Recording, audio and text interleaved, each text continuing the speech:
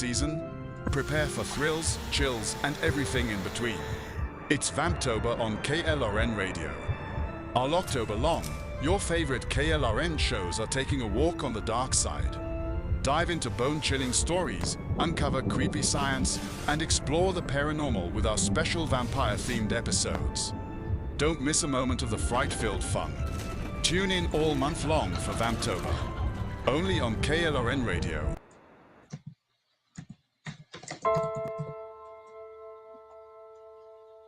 My dad was really, really special, and I loved my dad a lot. I'm proud of him, and that even though he isn't here with us, but he died as a true hero. I miss everything about him. In the moment that the officers and I had to come see the children, my biggest reaction was, I don't have 7 arms. I have 7 children who just lost their father, and I don't have 7 arms to wrap around them. I'm Frank Silla, chairman of the Stephen Silla Tunnel to Towers Foundation. Our foundation is committed to delivering mortgage-free homes for Gold Star families and fallen first responder families.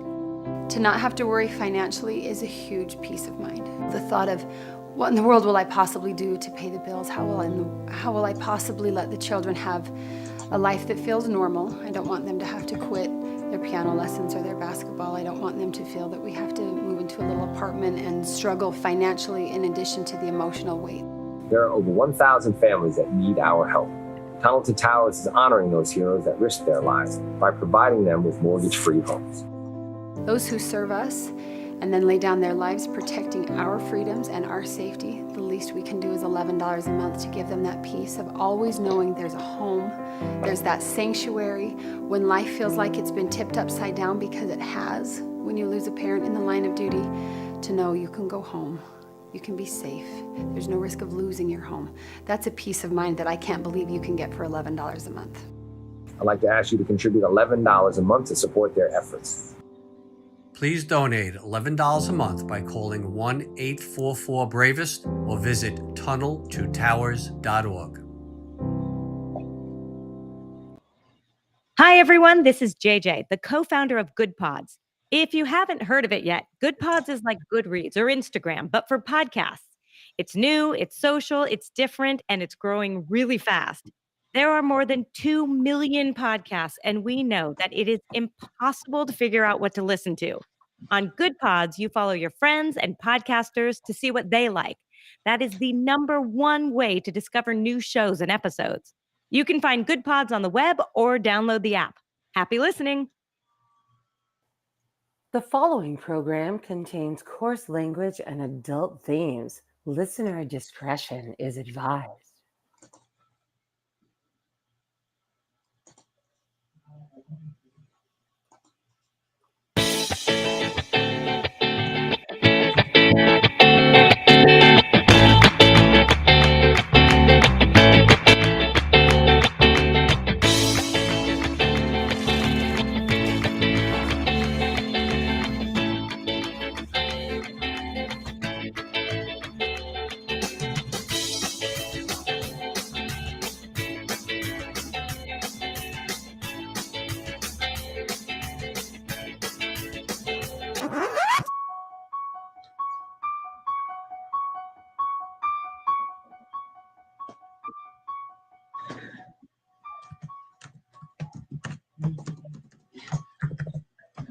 And welcome to another episode of He Said, She Said.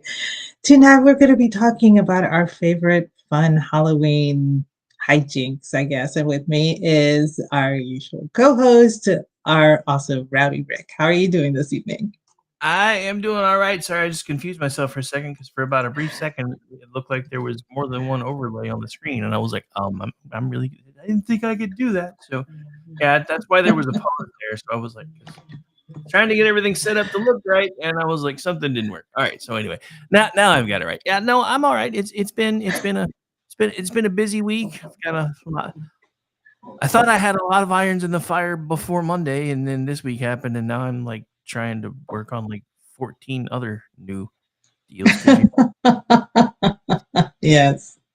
It has been an eventful week. I will say that from all angles, and I'm not just talking politics, which normally we don't really discuss here. But I mean, just for some reason, it was just an avalanche of stuff.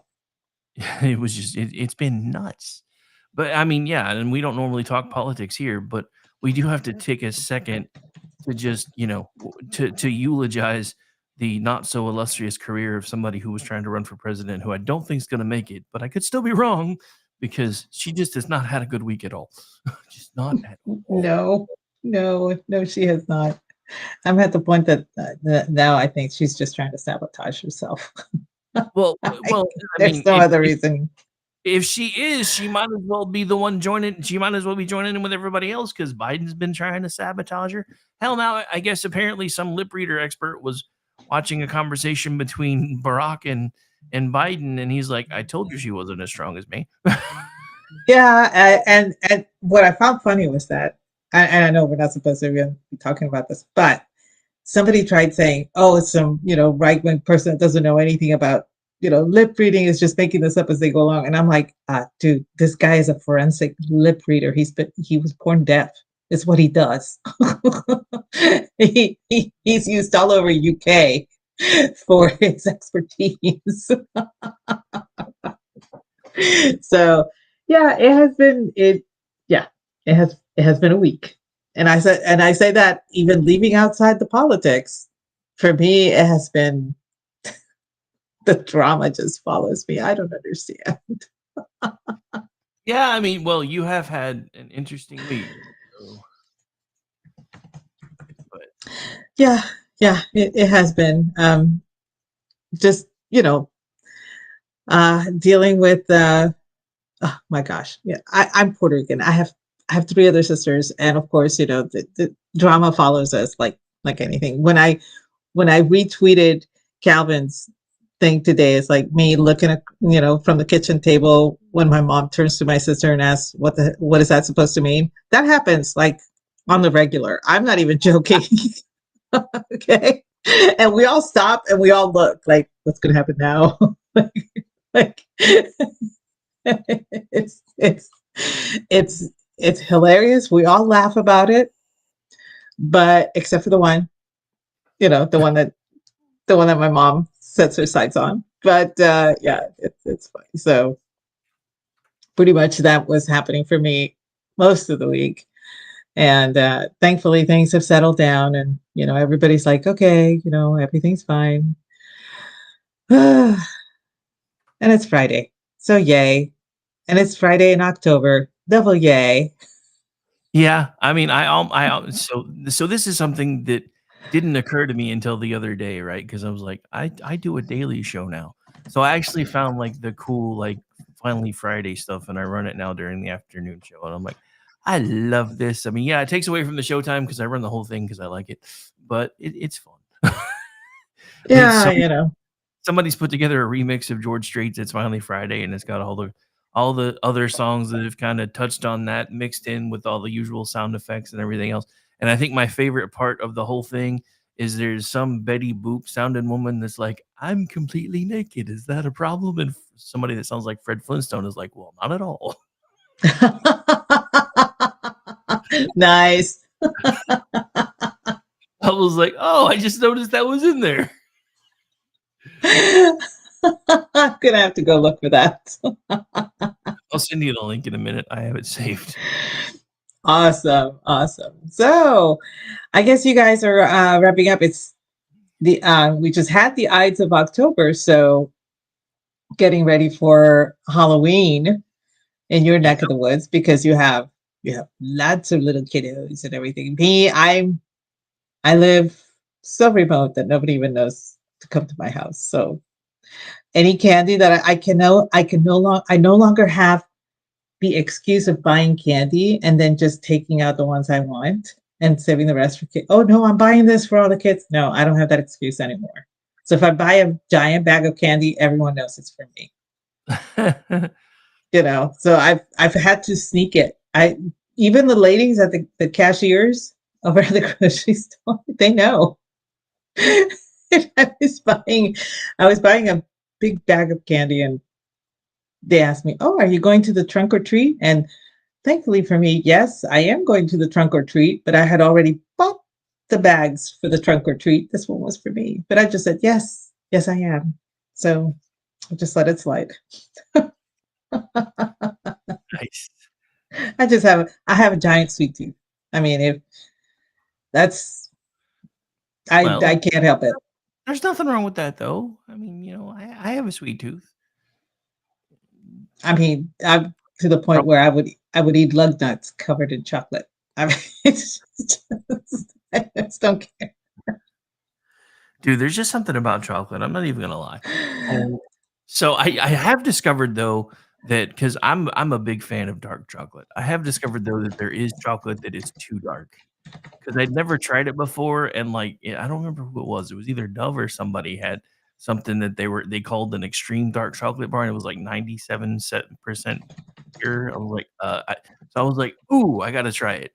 And I'm glad I bought the smallest one they had because I'm like, I might turn this into hot chocolate after I add some milk and sugar, maybe. Hang on, did I forget to do something? Oh, yeah, I did. My bad. Hi, website people. We'll have you up momentarily. I do apologize. It should be on Rumble though. It should be technically. Yeah, Rumble is showing culture shift. So that's weird because it's showing live over here. So let me check something. But anyway, the 365 feed's up now. So if nothing else, they can at least hear it. But yeah, it shows it's streaming. Hang on.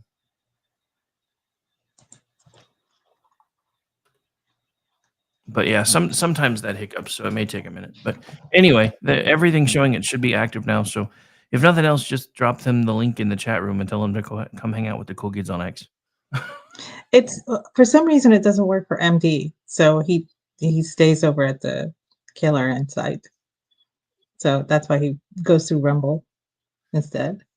But I did post a link there, so I was gonna say I can see if I can find and see if we actually have an active Rumble link. Hang on.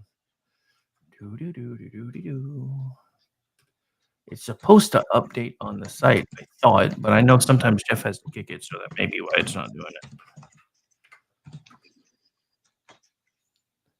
So yes, for those of you out there in cyberspace, I don't like. There are some candies I don't particularly care for. Those I reserve and I put away, or I will save them for when people come over, and then they can enjoy it.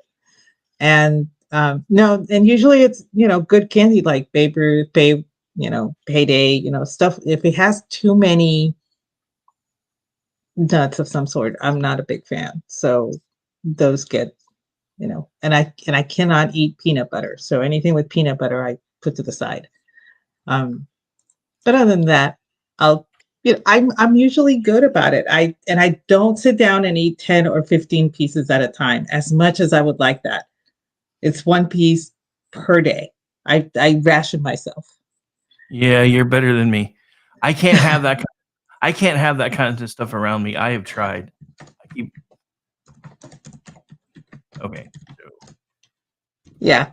So that's as far as candy goes, it's not that I have a peanut allergy, or it's just that I don't like the texture of peanut butter on the roof of my mouth. It drives me crazy.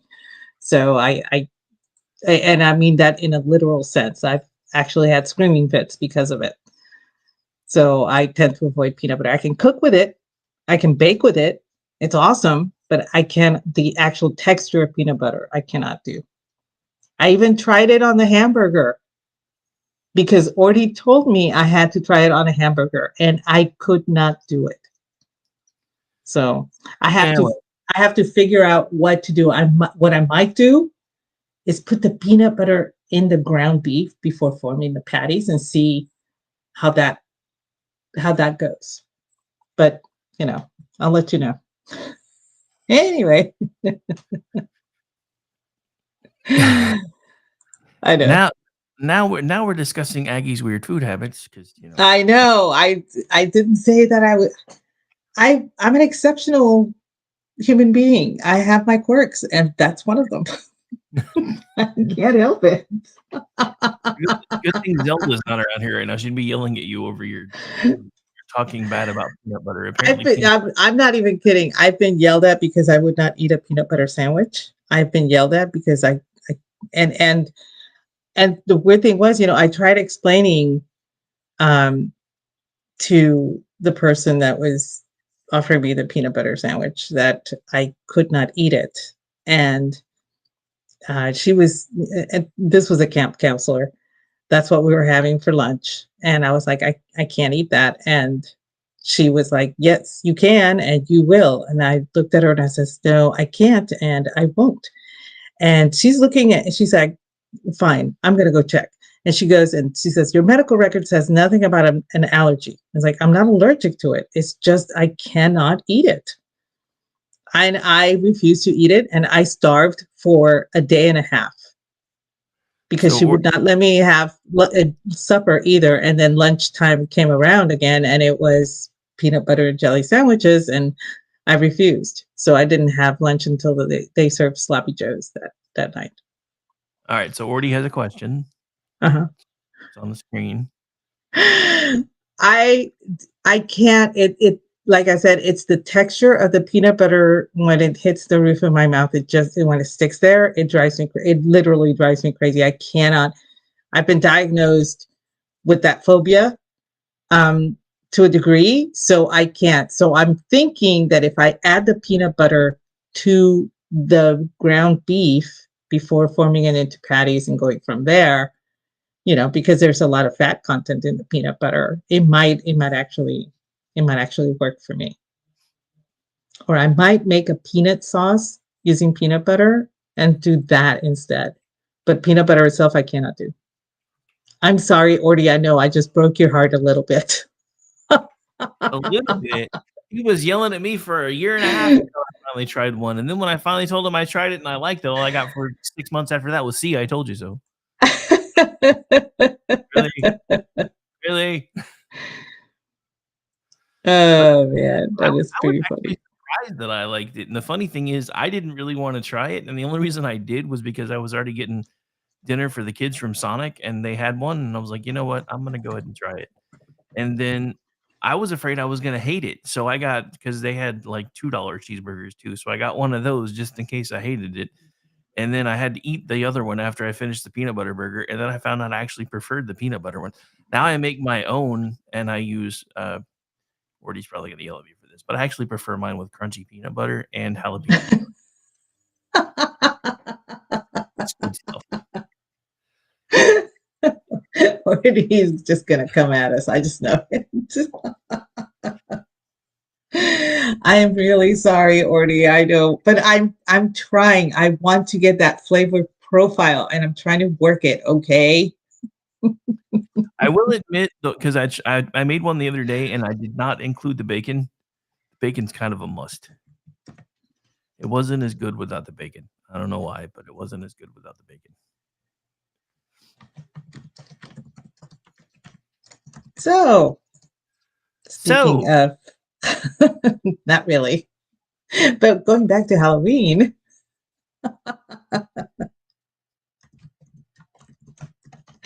Oh man, I cannot tell you. Most of the funny stuff that has ever happened to me on Halloween obviously happened when I was very young. One of them actually happened not too long ago. I was an adult, but I think that one of the funniest things that I ever had to deal with was my roommate's brother. It was the weekend of Halloween. Halloween unfortunately fell on a Sunday that year, so that Saturday was when all the parties were being celebrated and everything. And he lived on campus. He was a freshman at the time that we were seniors, and he lived on one of the more rowdy male dorms, on the north side. And she and I lived in a dorm that was centrally located, so he wasn't too far from us. But they had a plan. They were going to be dressed as I'm not even joking. They were going as Julius Caesar and his senators. They just wanted an excuse to wear togas. So, they were all borrowing white sheets from everybody. And one of his friends was going to be Julius Caesar, and his toga was going to be torn, and there were going to be plastic knives hanging from it. And then Brutus was going to be carrying one of the knives, and then the rest were going to be senators, right? And so my friend's brother was one of the senators. Well, they went to a party that was being hosted on the north side of campus, just right outside of campus at somebody's place or something, and had a great time and everything. Meanwhile, my roommate and I, we were going to a trunk or treat for kids early, and I was dressed.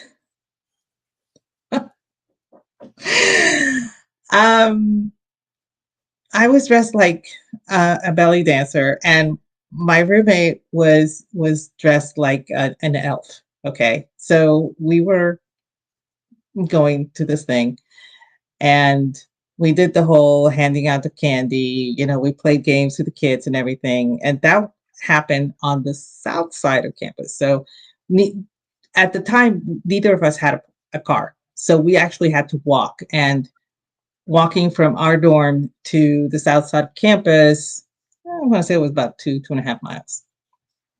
So it wasn't too bad. And, we're all, we're walking back, and we get to our dorm room, and she decides to go upstairs to hang out with one of her friends. And I'm like, sure, that's fine. No problem. So I just went to my, our room and everything. And before I could start getting undressed and put on, regular clothing or something, the phone rings, and it's her brother. And I'm like, dude, what's going on? He's like, I need my roommate to come pick me up. And I was like, well, she's not here. She's at a party. I was like, well, do you know where she's at? And I was like, well, she's up on the 3rd floor, but I don't know who she's with. I have no idea. She just said she was going to hang out there. And he's like, oh my gosh, please don't tell her. I'm at the campus cops. And I'm like, what? It's like, I've been arrested. I'm like, what? Dun, dun, dun. And I'm like, now it was the campus police, not the city police. So it's completely different, which means the infraction happened on campus. And I was like, okay, I can see if she's, and he's like, I need you to come pick me up. I need you to come get me right now. And I'm like, okay, fine. I hung up the phone. It didn't dawn on me to change my clothes before heading over there. Campus police was on the west side of campus, about 1.5 miles away. So I'm walking through campus. At the time, it was about 8:30. So it was dark, but I had so many sequins on me that I was like a beacon. So I'm walking through, and everybody's like, whoa, what are you supposed to be? I'm like, really? You can't tell? I'm a belly dancer. And I kept getting accosted. People were like, what are you doing? It's like, I have to go. I'm on my way to the cops, all this stuff. And they were like, okay, wow. And this is great. And then there was one guy that was like, well, can I give you a ride? And I was like, no, I'm almost there. Thanks. Whatever. It's like, well, I got to see this. I'm sorry. And so he tagged along with me, escorting me to the rest of the way to the campus police. So I get there, and there's my friend's brother sitting on a bench with two other senators. Okay. And the way it works is you have to sign them out, and they have to come back to, figure out the fine or whatever it was that they did, pay their fine or whatever. So I signed them all out, and we're all walking back, and the guy was like, I'll walk you halfway to where my car is. I'm glad that you did okay. And he turns to the guys and says, "What did you all do?" And my girlfriend's brother said, "Well, we decided that walking through the doors was unconventional, meaning when they were getting back to their dorm room. So they decided to climb up the side, shimmying up the pipe, the drainage pipes, and the police caught them doing it." And I'm like, you could have hurt yourselves. What if somebody had fallen or whatever? And it's like, oh, no, we couldn't have hurt ourselves because the rest of the guys were laying on the ground to prevent that from happening. And I'm like, how drunk were you? They all looked at me and said, pretty drunk. One of them actually, when he was shimmying down, got hung on his toga. So he was hanging there and he had to like wiggle himself in order to actually get down, ended up tearing the sheet like in half or whatever. So he had to refashion his sheet to cover up his underwear because, it was completely ruined. And I'm like, I don't know what to do about this. I really don't know how to handle this. And of course, my girlfriend's brother is saying, please don't tell her anything. Please don't tell her. And I'm like, you realize I have to go back with you guys because I signed you out. I had to take them back. It was my responsibility to take these 3 guys back. And they said, yeah, we know. And so couldn't go on Sunday. So I went back on Monday with them. And one of the cops was there, they were expecting, them to come back and everything. And they looked at me and the guy said, were you the hooker that picked them up last night? I was like, I was a belly dancer. So just to refresh everybody's memory, though, did you say you went to this kind of party? They did. Oh, so it wasn't you? Now I'm sad. No, it wasn't me. It was my girlfriend's brother. That was the whole thing. They were going as the Roman Senate, and Julius Caesar and Brutus and all that stuff. And it was a really cute idea. I think there were 8 of them. And then, they're describing what happened. The other 5 laid on the ground. Let me explain something to you. That's how they sold everybody getting to leave in sheets, but they actually were going because of this scene right here.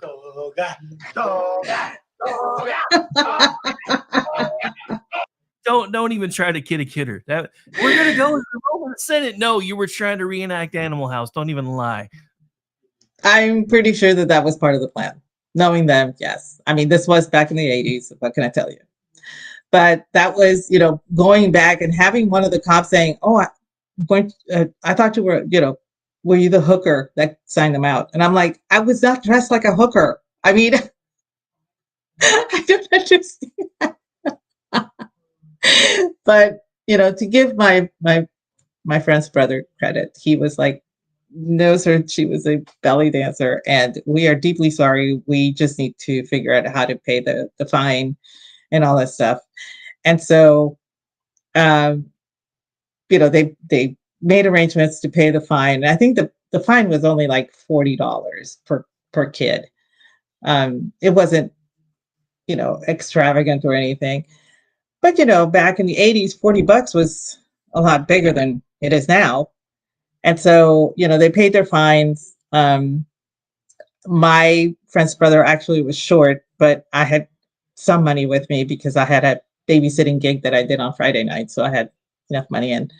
So I helped pay for that fine. And then we're walking back. And I am just fuming. And he is so apologetic. He's like, really sorry, and he like all this stuff and everything. I don't want you mad at me because he sees me as a big sister too, at this point. And I'm like, I'm not angry at you. I just didn't think I looked like a hooker. For me, that was like that was the worst thing that happened, was that a cop thought I was dressed like a hooker. And I'm like, the skirt was all the way down to the floor. I wasn't showing a lot of skin. I mean, I don't understand. And I'm just screaming for the next mile and a half. I'm screaming about how this cop thought I was a hooker. So please don't stab me for this, but these two things are now required.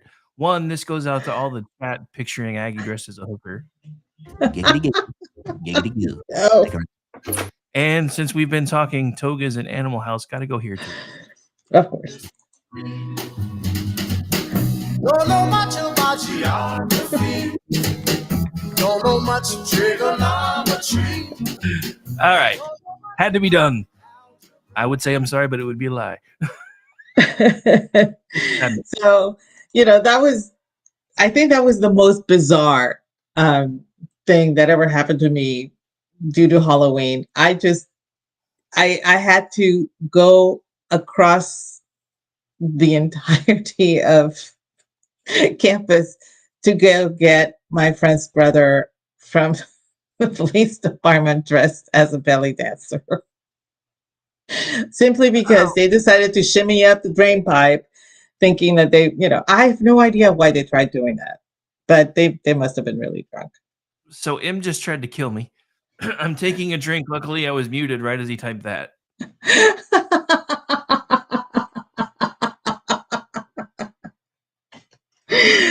Oh, that's too funny. I can picture it too. Me too. Oh, goodness. Okay. Oh. So how about you? Anything weird? I mean, it doesn't have to be funny. For me, this was just surreal that I had to do this. I mean, I can't for the life of me. I hope that I never have to go through that again. Well, I mean, I don't have any awesome party stories or anything like that because I was always too busy going to school and doing all the, not cool kid things. But I do have some one of my most interesting stories for me for Halloween was there was always this wives' tale or kid's tale, I guess, about this particular street in my neighborhood. And it was the extended neighborhood because, I mean, back then you used to pretty much walk everywhere. So there was the part that was my neighborhood was on one side of a particular street. And then there were other subdivisions on another side, but we all still kind of considered it the same neighborhood. So there was a street called Treat Drive. And according to neighborhood lore, that street was haunted. And that street had a witch that lived there. And everybody stayed away from it for Halloween. And I remember there was one time that everybody started trying to go down that street. And we had a bunch of us with us that day. And we had parents with us and everything else. And the parents are like, it's not a big deal. It's not a big deal. It's not a big deal. And a few girls that were with us were like, but this street, we can't go down this street. You haven't heard all the things that they've told us has happened on this street. And so, but yeah, so that was one thing because there was always this one street that everybody was afraid to hang out, to go to hang out at anything. And it's all because apparently this scary old lady who turned out to be a sweetheart, by the way. I was actually one of the people that eventually went and talked to her, and she's like, "Oh yeah, I know half the neighborhood thinks I'm this crazy old woman," and blah blah blah blah blah. She helped me win a contest one year, so because I was nice enough to come talk to her. So that was fun. But yeah, it was just one of those things. And the funny thing is, we also had a nursing home.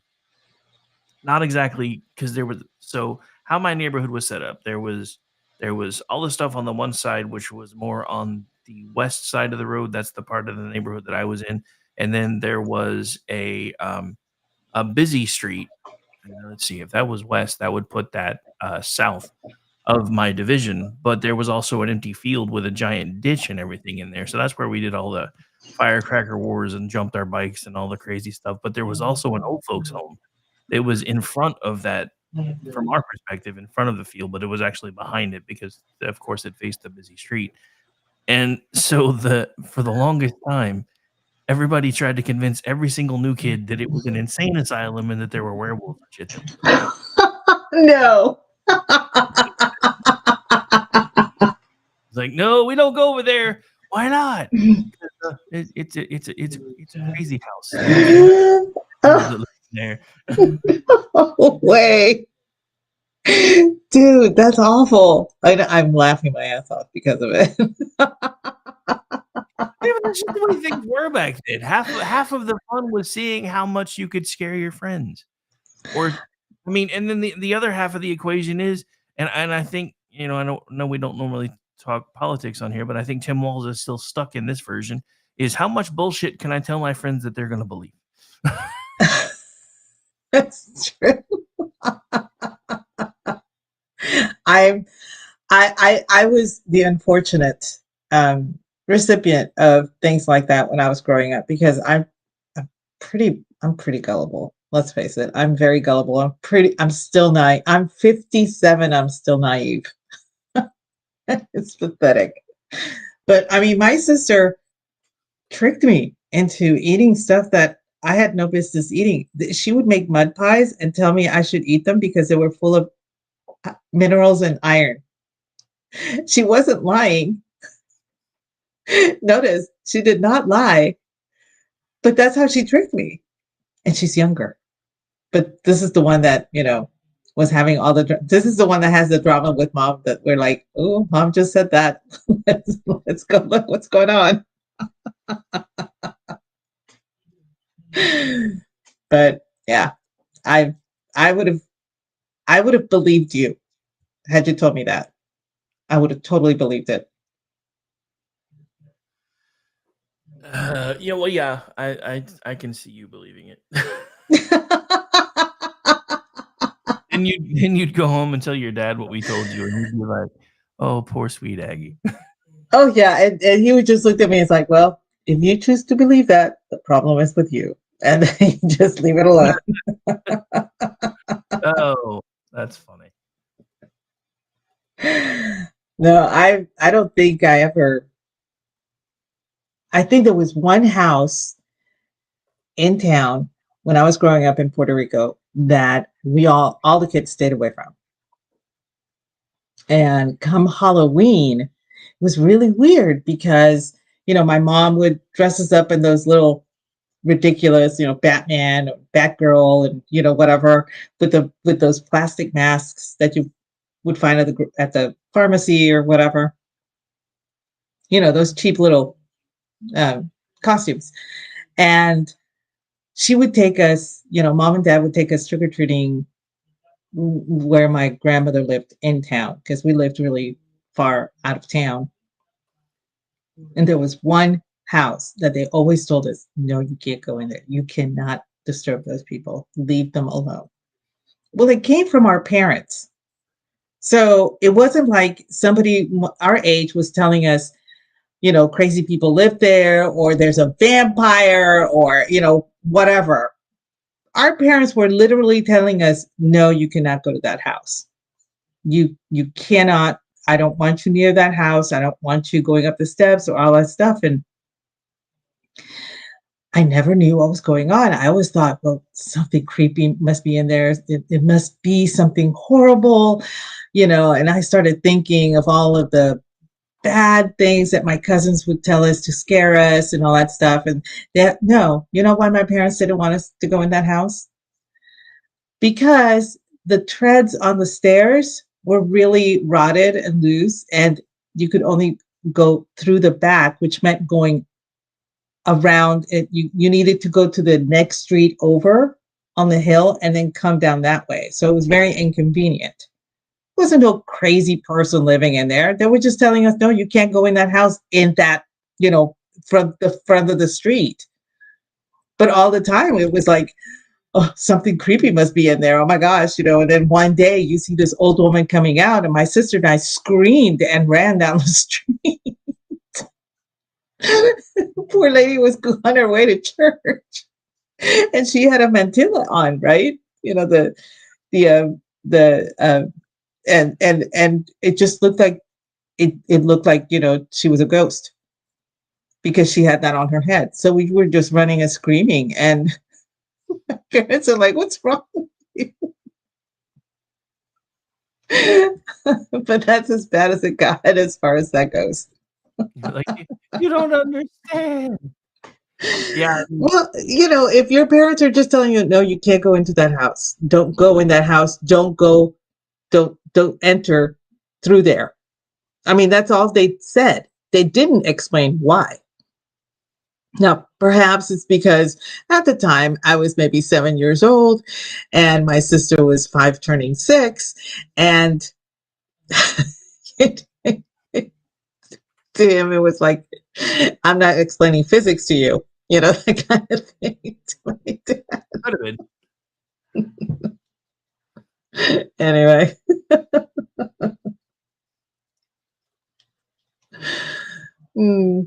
So, did you ever go into? I mean, I don't know how thing because I know you grew up in like Puerto Rico and stuff. But did you guys like ever have anywhere that you went that was like because I know here like we have an area called Nichols Hills, and the legend about that place was, and this was even way back in the day, that if you went and trick or treated there, instead of getting the little fun size bars, they gave you like full size candy bars.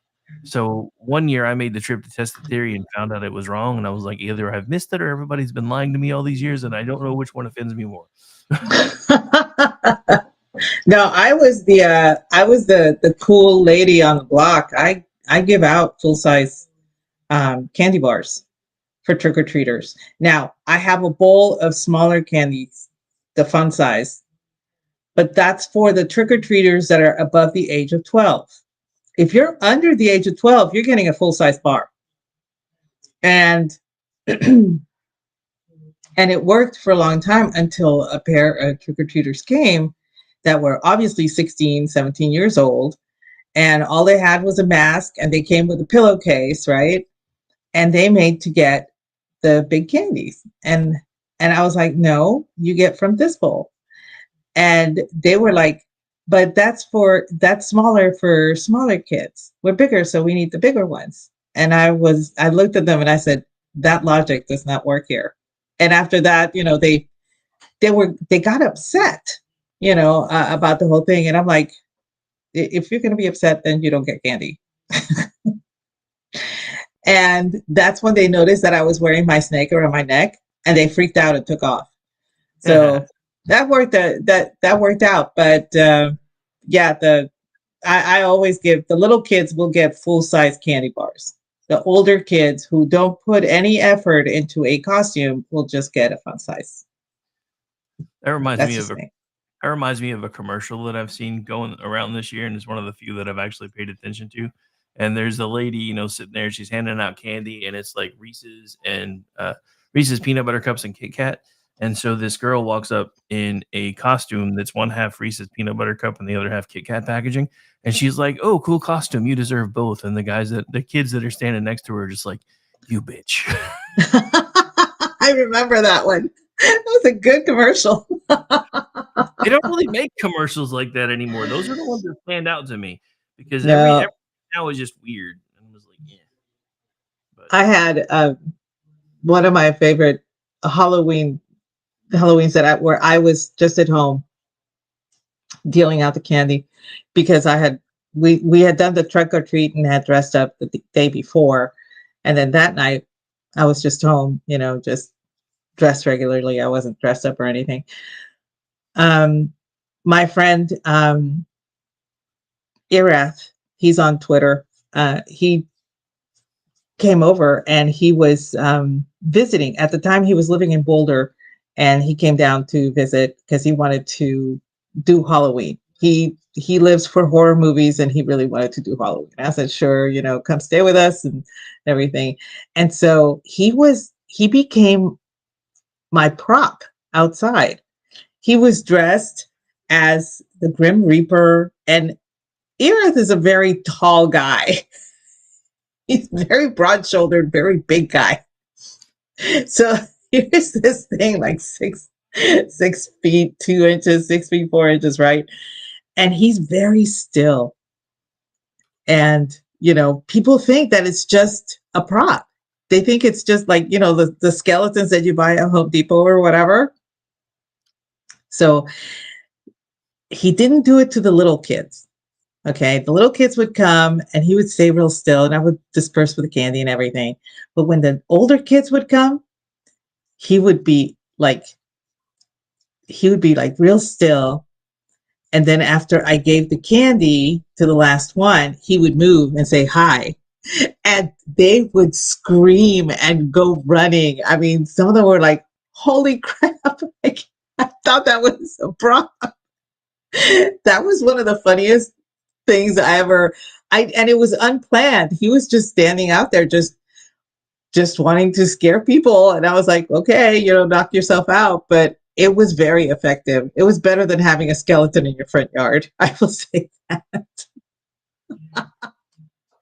There was this one lady that came with her 2 kids. And she kept looking at it. And she kept looking at it. And the kids were, they did the trick or treat. And I always ask them what they're supposed to be if I can't recognize it. And they would tell me. And one of them was just so sweet. And she said, I wanted to be a princess ladybug. I'm like, oh, okay. So she had the whole ladybug thing going with the little crown and, scepter and all sorts of stuff. So she could decide. So she was a princess ladybug. And, so we were talking all that stuff. And her mom just kept looking at Erath, over and over.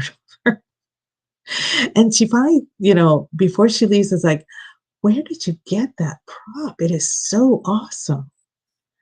And that's when Erath moves. I'm visiting from Boulder, and she let out a blood-curdling scream. And her kids were like, wow, Mom, that was cool. They weren't scared by him at all, but she freaked. She was like, I thought it's something you buy at Lowe's or something. I said, no, this is my friend. That reminds me of, so when my kids were little, we decided we were going to do a haunted house inside our house. And so there was parts of it that were inside, there were parts of it that were outside. And then as they were exiting, because they did all the stuff in the front yard first, and they went through the house, and it was kind of this little guided tour set of things. So then they exit through the kitchen, which is how you get into our side yard, because we had a half-acre lot. So then we had a deck. Well, on the deck there was a smoke machine and everything that we set up, and we put tarps up. So I'm in a zombie costume sitting in a chair. You can figure out what happened from there, I'm sure. They would have the kids come through a few at a time, and as they got up to me, they would be like, oh, that's cool. And then I'd be like, brains. And then I think that's it's so much fun to do that, but it requires the skill of being able to stay still, and not a lot of people have that skill. Well, I'm decent at it, but not great. But at the same time, I was also in a smoke-filled room, so even if I moved a little bit, they never really noticed. But Okay. It was just fun because it was they'd send the kids through 2 and 3 at a time, and the rest of the kids would, because they were all, oh, this isn't scary, and then they let the first group of kids come out, and they take off running and screaming, and all the kids that were going through were like, what the heck's going on out there? I honestly wanted to, if any of our kids had been older, I really wanted to get one of the prop chainsaws and have them start chasing them around the backyard after I scared them off the deck. But that would have been great. That would have been classic.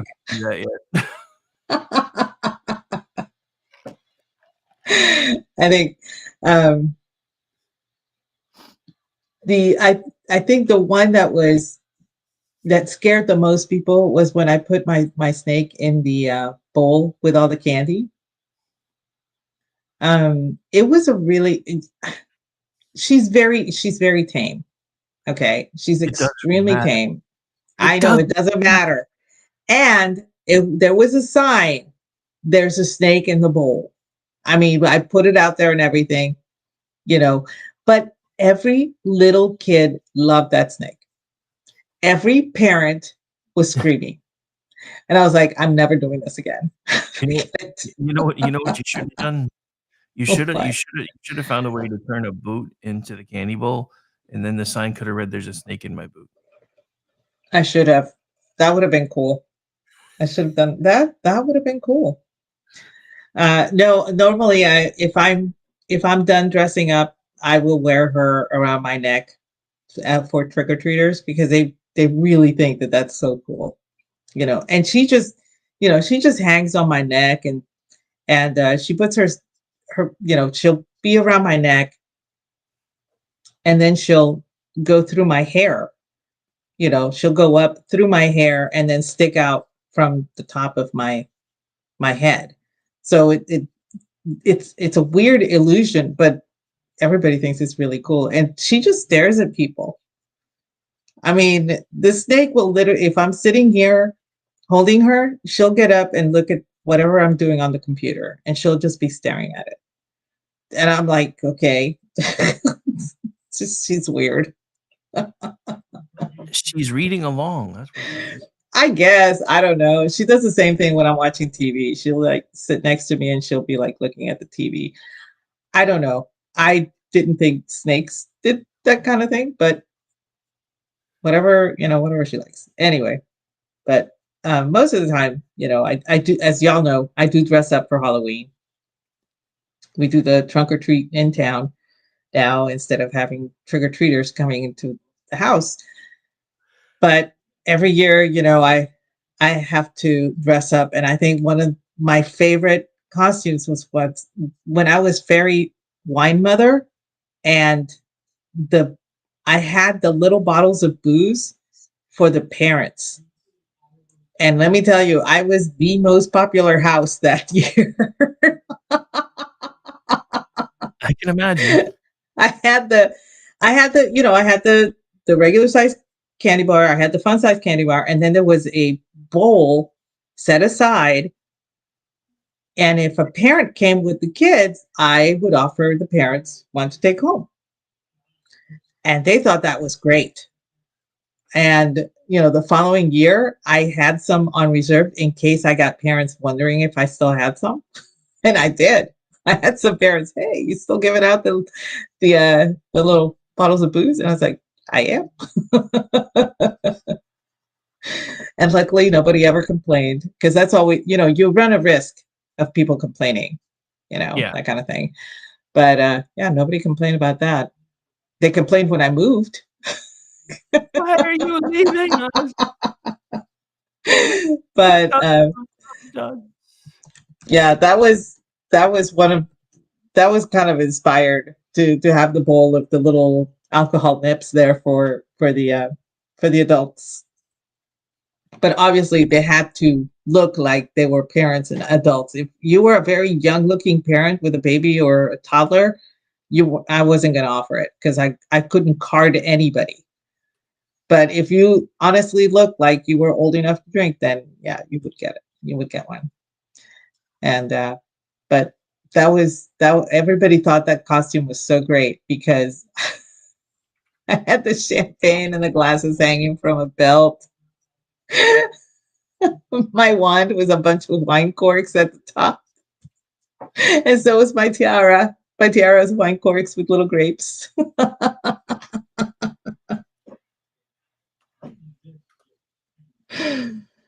Anyway. That's awesome though. I've always kind of, since we've been doing this kind of stuff and since I've gotten to know you, I've always dug how much you're actually into Halloween. Oh, I try to, for me, Halloween was never about the whole scary aspect. I wanted to entertain the kids with something that was different.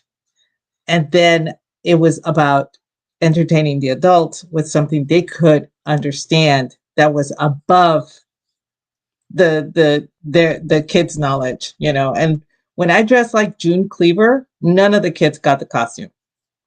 None of them. But there I was standing with a little apron thing that had a calendar for June and a cleaver attached to it. And every single adult recognized what I was. And they all thought it was great, And then the same thing with the fairy wine mother and, all of the costumes that I've ever had. I went as Tippi Hedren one year, from the Birds. None of the kids understood that. They just thought that, oh, the crows are so pretty. Where'd you buy the crows? I said, Hobby Lobby. Nice. But they just thought that they were just crows, And every single parent was like, that is an awesome costume. They all knew who it was, but the kids didn't, So I've moved from, pleasing the kid to actually trying to make the parent, think about my costume, that kind of thing. So it's totally adulting now, but I just do it for fun now. I do 2 costumes though now because I do the trunk or treat. So the day costume is for the kids. The evening costume for the party downtown is the adult one. And it's, I come home, I change, and I go back. It's weird, but it's worth it.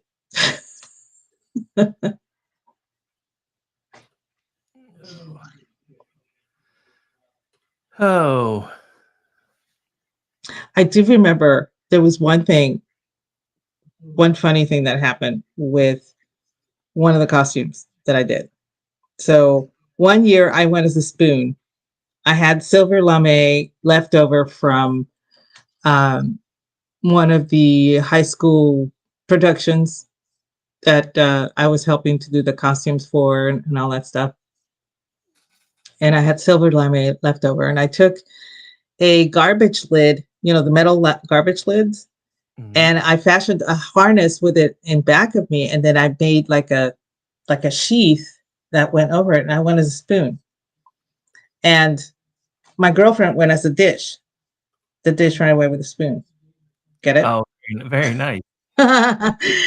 So, the following year, my brother was 11 months old, right at Halloween, and my mom wanted me to take him trick-or-treating.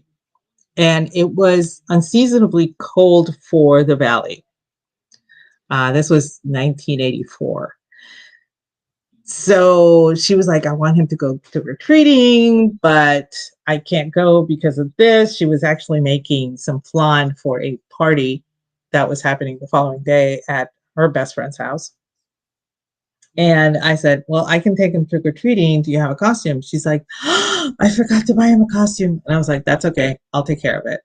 And so I got the rest of the silver lame and, quick stitch and, made him into a baked potato. So here's wearing silver lame.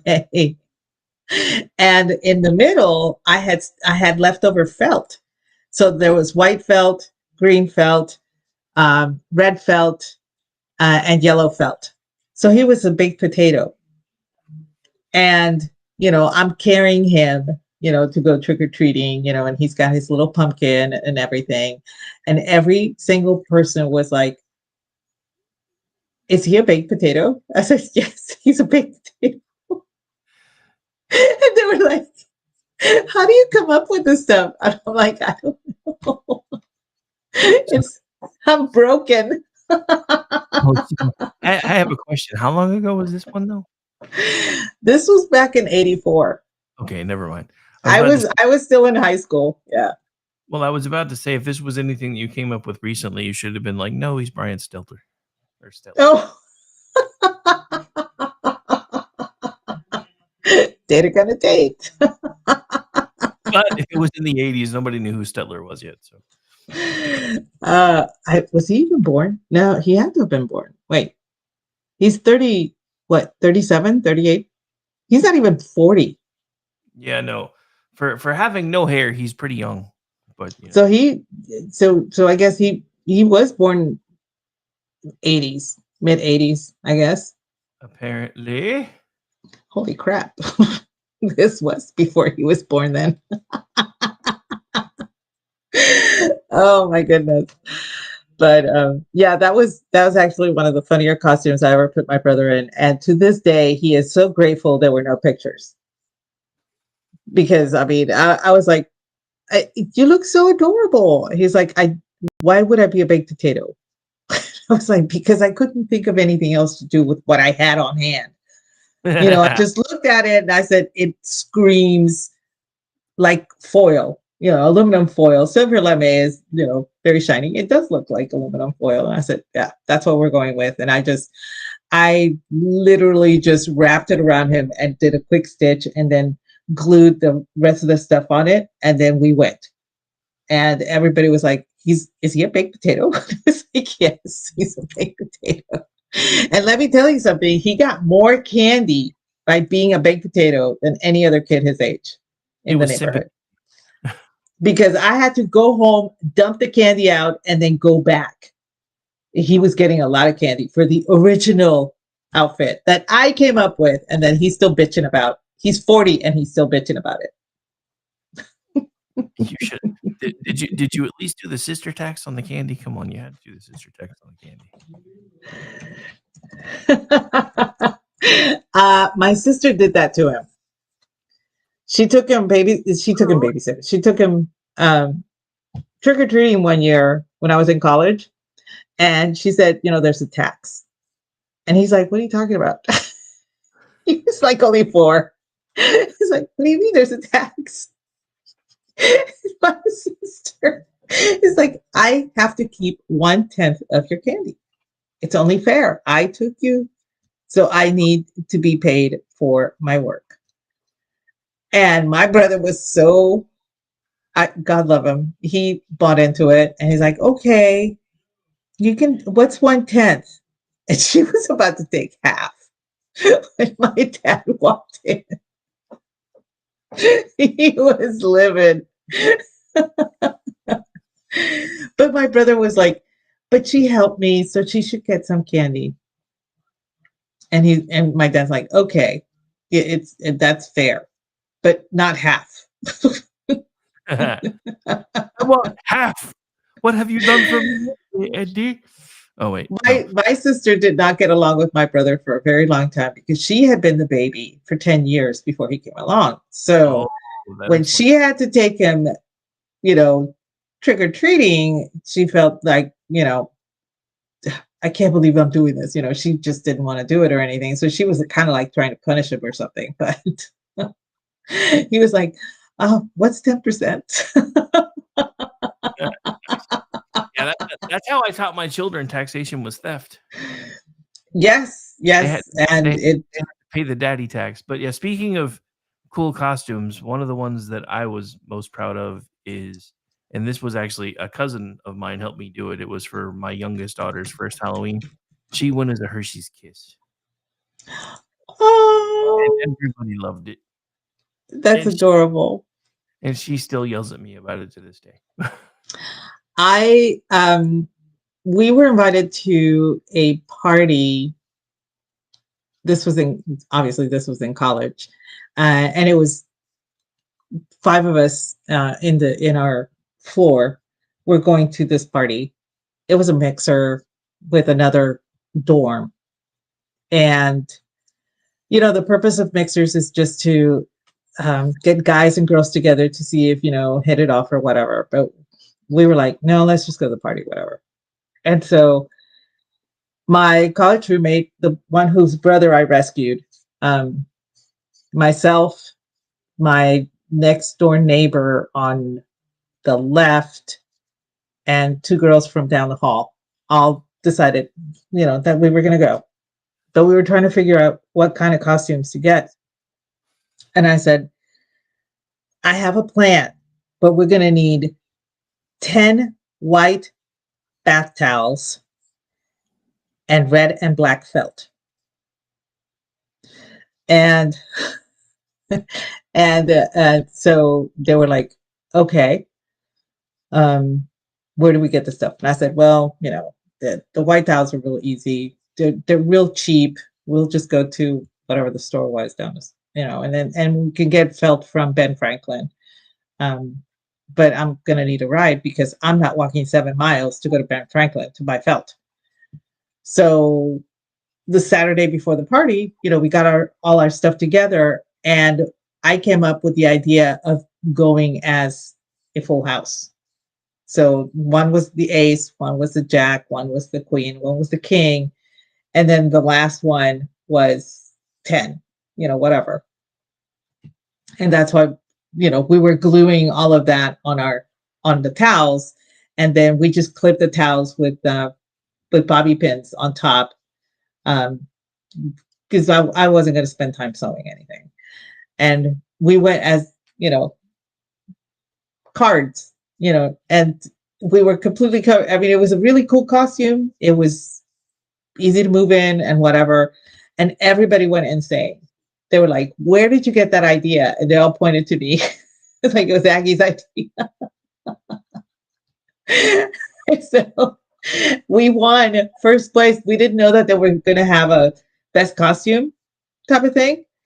And we won first place, so that was kind of cool. And it was a gift certificate to Baskin Robbins, but so we all split it because I think it was like for $20 or something like that. So we all split it, and we were able to have a Sunday at Baskin Robbins. So that was kind of cool. Baskin Robbins. Yeah, that was one of the cool, and I did, before the M&M costumes came out, I did the same thing with 2 brown towels and white felt, and did M&Ms. And I did that when I was working at Suncoast, and people thought that was really cute too. And then, of course, I did the mermaid one, but that one was really difficult. Never again.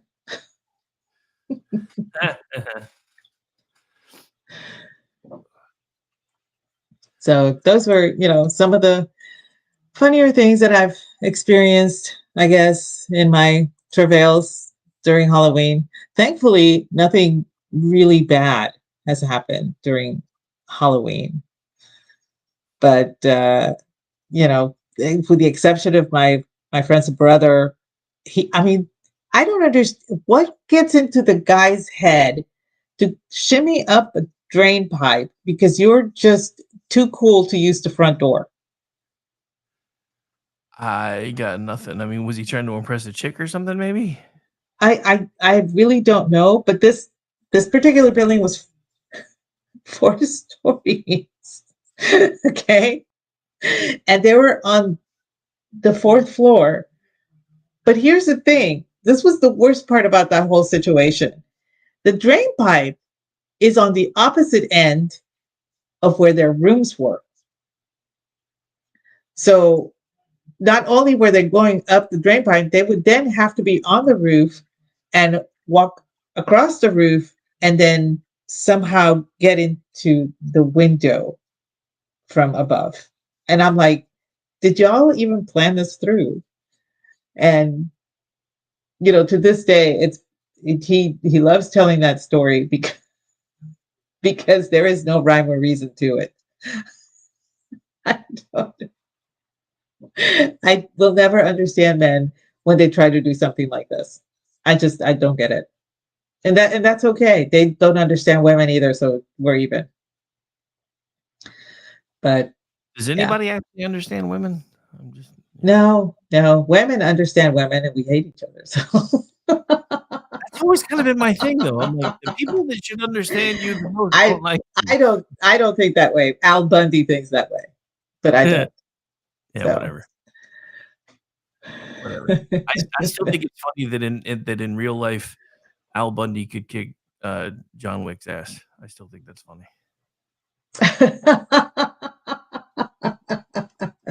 Because he's like a 3rd-degree black belt. Every picture I've ever seen of Keanu Reeves in a gi is a white belt. I'm like, yeah, that means he could probably kick your ass. Probably. And Aquaman too. But why would you want to? I mean, this is Keanu Reeves. He's perfect. I hear he really is a pretty cool dude. He is very nice. Yeah, he's very nice. Someday, but yeah, no. I mean, the rest of my stories are just silly little kid things. Like there was one Halloween that, and I don't even think we planned it. Me and my best friend wound up in the same exact costume, but it was back when they were all like the little cheap plastic things with the veneer covers and everything. We both went as Darth Vader. Oh, that's so cute, though. 2 Vaders. There was a Polaroid of us standing together, and of course, he was one of those. My friends, when I was a kid, were always a lot older than me. So I'm like maybe 4 or 5, and he's like 8 or 9. So he's almost a full head taller than me, rocking out his Vader costume, and I'm in my little one next to him. And everybody was just like, "Oh, it's so cute that you guys have almost the same exact costume." And I'm like, "No, not really, but whatever." And it's weird because I guess I didn't even really think about this until now, but as a kid, I guess I was more of a Darth Vader fan, and at some point it changed, and I became a Luke Skywalker fan, and now I really wish that the Emperor would have won. Thank you, Mark Hamill. I've always been Sith. I've always had a thing for, I mean, Darth Vader all the way. Until, you know, it was played by that idiot and he's so whiny. And I'm like, no, I don't like this guy. But I've always been Sith. Well, I mean, to be fair, he never actually played Darth Vader. He played Anakin. Yeah, that's true. This is very true. Yeah. Because even when they had him in the Vader suit, it was James Earl Jones' voice again. So Oh, that was one year I went as a Jawa. I did. I dressed up as a Jawa because that was an easy costume to do. I mean, basically all you needed was a ski mask and a bathrobe. Yes, that's exactly what I did. And of course, you know, the crazy cat lady, I dressed up like that once too. I had pajamas underneath and a bathrobe, a short one. And I had bunny slippers. I put rollers in my hair. And then you remember the Beanie Babies that were all cats? My kids all had the cats for some reason. And I still had them in a bag somewhere. So I dug them out and I pinned all the cats to my robe. Every single adult thought that was a great costume. I'm like, I spent absolutely no money on this because I owned everything. But they all thought that I bought that costume somewhere. I was like, no, these are my clothes. You see, what that should have taught you is I need to get enough material to make a couple of these costumes, put them somewhere and sell them, and then make a fortune next year. Yes. If they were thinking you bought it somewhere, then you should have started selling it somewhere. Oh no, now you can go and I was at Walmart and you could buy the wig with the rollers on it, and you can buy the robe with the cats, and you know, all this stuff, everything that most people have thought to do is now a costume. You can go to Amazon and type in whatever character and there's a costume for it. There was which is why I didn't have any problem looking for items for the costume that I'm making for this year. I needed a couple of things because I no longer owned them because I had grown up.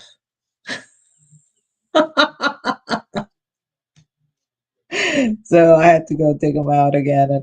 And believe it or not, it was on Amazon. I was like, yay. Woohoo! Yeah, I told one person what I'm going to be dressed as, and she said, only you would think of something like this. And I'm like, this is actually the second time that I've actually done this type of costume outside of the box from what it's supposed to be. And she asked me, what was the other one? And I told her, and she's like, oh my gosh, yes, you did. I was like, yeah, I did.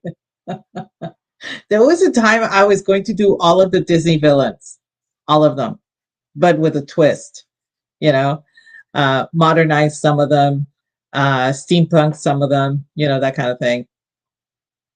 And I did a steampunk Tinkerbell, but I couldn't fit into the costume, so I gave it to somebody else. And the reason I couldn't fit into the costume, it was too big. I did not measure correctly. So I did the top was too big. So another friend of mine ended up using that costume, and it was a hit. So Yay. I know, and that's the fun thing about costumes. You don't have to adhere to what the character is in whatever movie or whatever animated film or whatever story you're reading. You can actually make your own twist to whatever character you decide to choose. There's so many ways that you can improve on what somebody else has done already. And that's why it's so much fun for me. It's like, how can I take that costume and elevate it, Oh, let's make it better. I try to make Halloween fun, Danny, because there are a lot of people that feel Halloween is not a good celebration, but it's the one time of the year where you can do something silly and fun and make kids laugh and make them happy. So why not, right? And that's why I do it. I didn't tell my grandmother for a very long time, though. Grandmother thinks Halloween is evil too. She would have had the white witch at my house and, done the whole, we need to do an exorcism, blah, blah, blah. She would have gone. She would have done that. That's funny. Oh, no, my grandmother she was something else. She really believed in white witches and voodoo. And of course, her cousin, my uncle, well, sort of, great uncle, granduncle, whatever you want to call him, he practiced Santeria. And everybody in the family kind of avoided him because of it. And I can understand why, because I did not want to get mixed up with that. But yeah, my grandma was like a big believer in earth magic and white witches. And because there were white witches, you had to have your dark witches too. So she was very devout Catholic, but she still believed in all this stuff too. And that was part of, that came through her family, and her ancestry and all that stuff. So, but yeah, there was one time that I'm not even joking here. My late aunt was an alcoholic, and my grandmother wanted to help her overcome alcoholism. I think I was 12 when this happened. And she hired a white witch to cure my aunt. And I'm like standing there going, Mom, why is this even happening? And Mom was like, be quiet. And we're watching this and I'm going, am I on earth right now? I could not understand what was going on. Okay. I was just like, this is so surreal to me, because, you understood at this point, I understood what alcoholism was. It's not going to get cured by somebody, pouring some water over you and doing all sorts of, weird things and telling you to, rub these seashells together. And but that was what my grandmother was that desperate, so I actually got to witness that. And to this day, I'm just like, yeah, it didn't work. The intervention worked. And, with every addiction, you have to hit rock bottom before you start thinking, yeah, I need to change things. And that's exactly what happened. But that was years after the white witch. That's just kind of funny to think about. Dude, my entire family is whack. This is why when you see, let's have a seance, and I'm like, you people are you're just playing, because no, that's not the way it's done. Let me back off. Let me show you how it's done. We're not doing that. It's not happening. I know. I'm watching a seance like it's some TV show or a movie or whatever, and I'm like, it's not the way it goes. It's not the way it happens. People are looking at me like, how the hell do you know? I said, dude, I could tell you stories. That's not how this works. That's not how any of this works. No, this is not how it works at all. Anyway, but yeah, so boy, that's me talking about my family a little too much.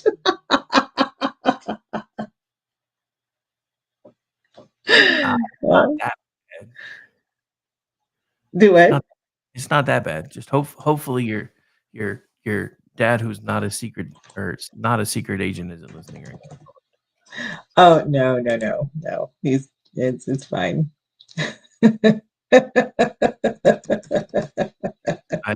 I would hate to be disappeared or anything. Now I know too much about your family or something. No, Dad's good. He actually asked me. I talked to him earlier this week. He asked me if I had already planned out my costume for this year, and I told him yes, but that he was not going to understand any of it. He's like, okay, then don't worry, don't even bother sending me a picture.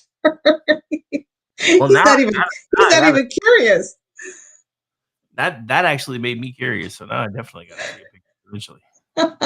Well, I always post a picture on Twitter and the Book of Faces, but it's just like, thanks, Dad. Although we had a great chat about SpaceX, and he's planning on going next time that they have stuff going on over there. A family friend usually goes, but my dad was not able to go this time. And, you know, I told Dad, I sent Dad the link to the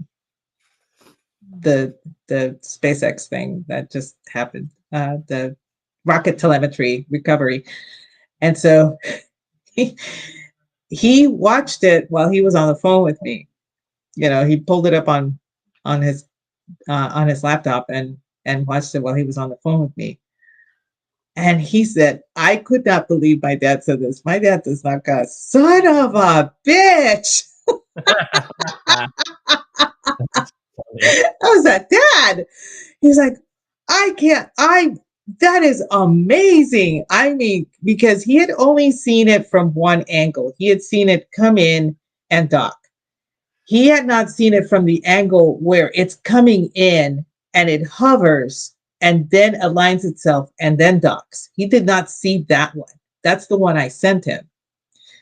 And I was like, Dad, when you think about it, that thing is 15 stories high. And my dad, you know, he had worked for NASA, and he's like, this just opened up a whole new window. And I was like, I know it's big.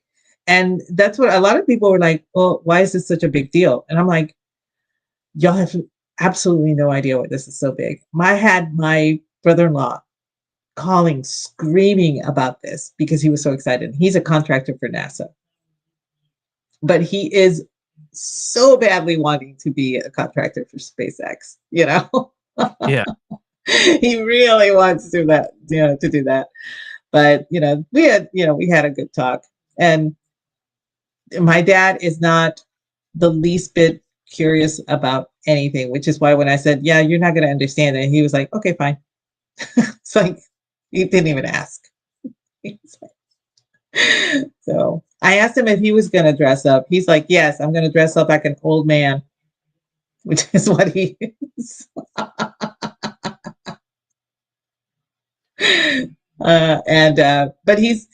But he's willing to deal out the candy this year. So that's cool.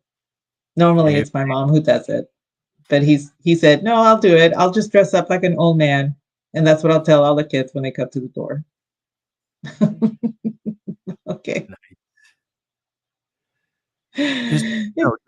Just when they ask him, tell him my costume's the guy from Up. I will tell him to go get some balloons and put them on the chair because he's going to be sitting outside. See that he has a costume. He's an old man in a chair with balloons. It's And a I'll concept. send him my fake glasses so that it looks like he's, wearing glasses too. I'm the old man for real. Oh, that's perfect. I will tell him that. He loves that movie. He thought that was such a cute movie. Well, All right. we Believe it or are. not, we are pretty Yeah. much out of time, and we're packing content tonight because Amish and I have a makeup juxtaposition to do. So, yeah, I get 2 nights in a row of juxtaposition because we're insane. I know. Because we're. But anyway, so where can folks find you, ma'am? You can find me at Aggie Weekend and at Aggie the Barkeep. Those are over on X. You can find me 8:30 p.m. Eastern Tuesday nights doing the Cocktail Lounge with the ever suave Brad Slager. 8:30 p.m. Eastern Friday nights doing He Said, She Said with the awesome Rowdy Rick, which is you. Last Wednesday of every month at 8 p.m. Eastern, the guys get together for Toxic Masculinity, where we host a Babe of the Month, and I bring the drink of the evening. And last but not least, Jeff and I now host a book podcast called Spirited Books, and that comes on every first Monday at 8:30 p.m. Eastern. Thanks so much for joining us. And now, Rick, tell us where we can find you, not just next hour. Don't look for me as a trap. You can find me here in a minute with a makeup episode of Juxtaposition with Ordnance Packard. You can find me tomorrow night pushing the buttons for Front Porch Forensics. Try to say that 3 times fast. And then after that, we have our regularly scheduled Juxtober edition of Juxtaposition. And then Sunday night, I'll be back doing America Off the Rails. That's at 9:30 p.m. Eastern. Monday, I am off, but there will be a best of some kind in my time slot. Tuesday through Friday next week, I do the Rick Robinson Show from noon to 3. Tuesday night, I'll be hanging out on the Manorama panel. That starts at 10 p.m. Eastern, 7 in the West. Wednesday night, Full Boat. You guys heard most of that a second ago. Thursday night, I don't think there will be anything Thursday night next week because I think Jen is traveling. I tried to get somebody to sit in, but she said no. I'm not saying anything. And then Friday night, back around doing this with you. And then, actually Thursday night. Yeah, that's not next week. That's the following week. Okay, anyway, I was like, wait a minute. Is next week Halloween? But no, that's the following. And then next Thursday, there will be all kinds of interesting programming because Halloween. But other than that, you can also find me at Roderick73 on X and most other social media platforms. And I also contribute to Twitchy.com, MisfitsPolitics.com, and LoftsParty.com. And I think that's it. And if it's not, that's too damn much to say already anyway. I'm just saying. But yeah, so that's it. Hang out with us for a minute while we do a change of feed. Amish and I will be kicking off here in just a second. We're just keeping the video feeds and stuff live while we do the changeover. I'll get Spreaker back underway once we start playing the videos and stuff because it just makes my life easier when we do back-to-back shows. So we're getting out of here now, guys. Good night.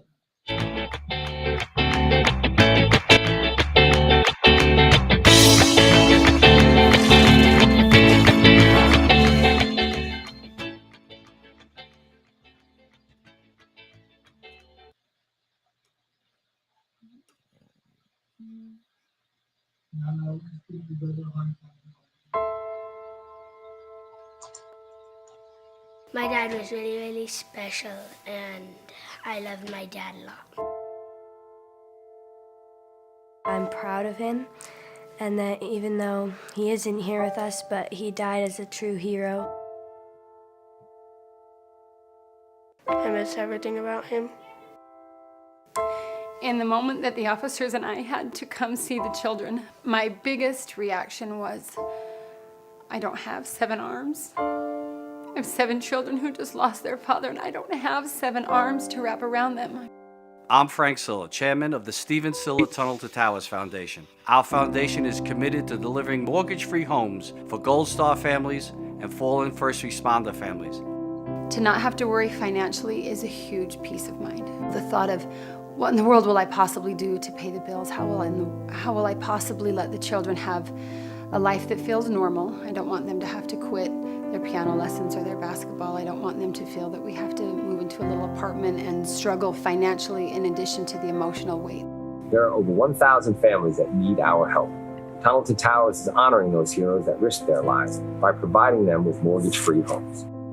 Those who serve us and then lay down their lives protecting our freedoms and our safety, the least we can do is $11 a month to give them that peace of always knowing there's a home, there's that sanctuary when life feels like it's been tipped upside down, because it has when you lose a parent in the line of duty, to know you can go home. You can be safe. There's no risk of losing your home. That's a peace of mind that I can't believe you can get for $11 a month. I'd like to ask you to contribute $11 a month to support their efforts. Please donate $11 a month by calling 1-844-BRAVEST or visit tunneltotowers.org. Are you brave enough to step into the shadowy realm of Barovia?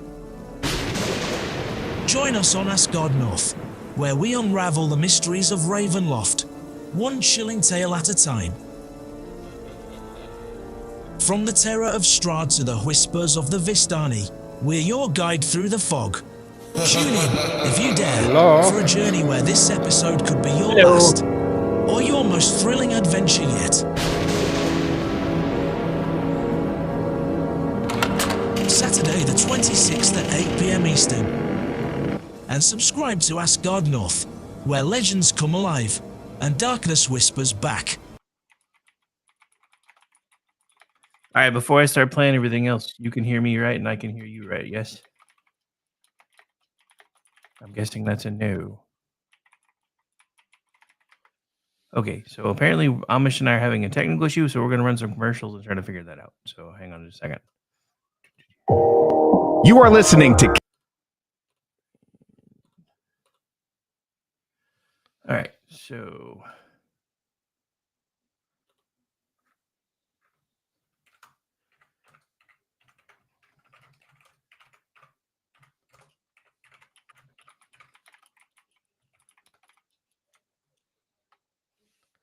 Nope, hang on.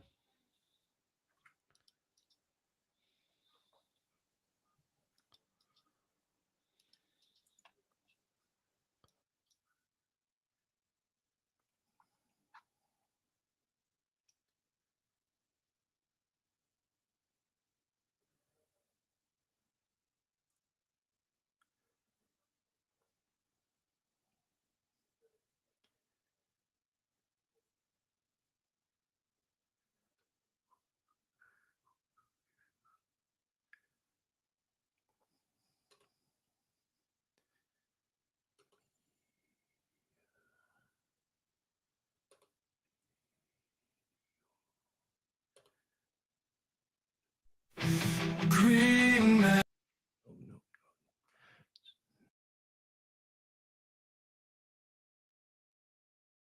Please stand by. Technical difficulties.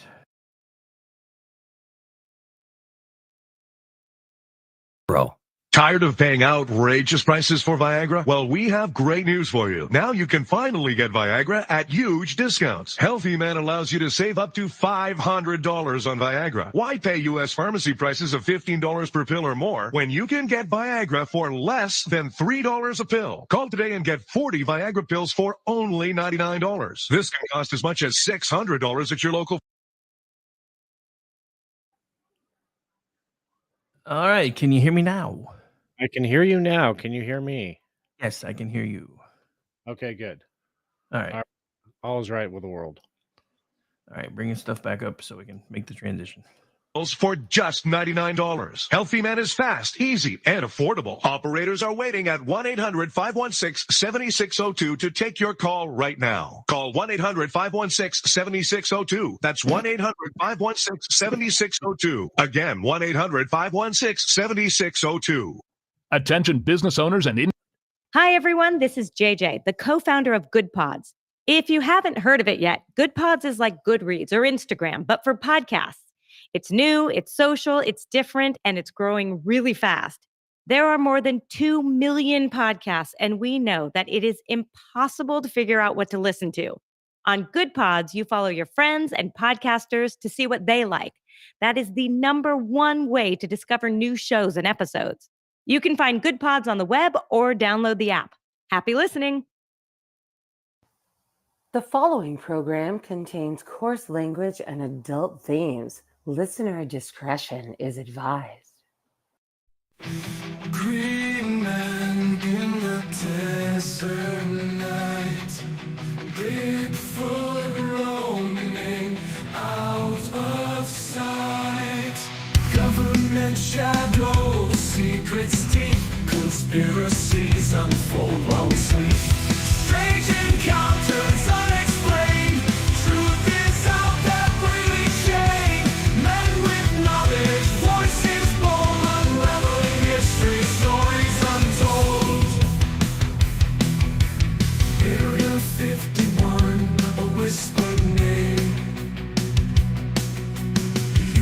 Paranormal sightings, a haunting flame. Loch Ness monster, a watery myth. Cryptozoology, a curious gift. Strange encounters unexplained. Truth is out there, bravely chained. Men with knowledge, voices bold, unraveling mystery, stories untold.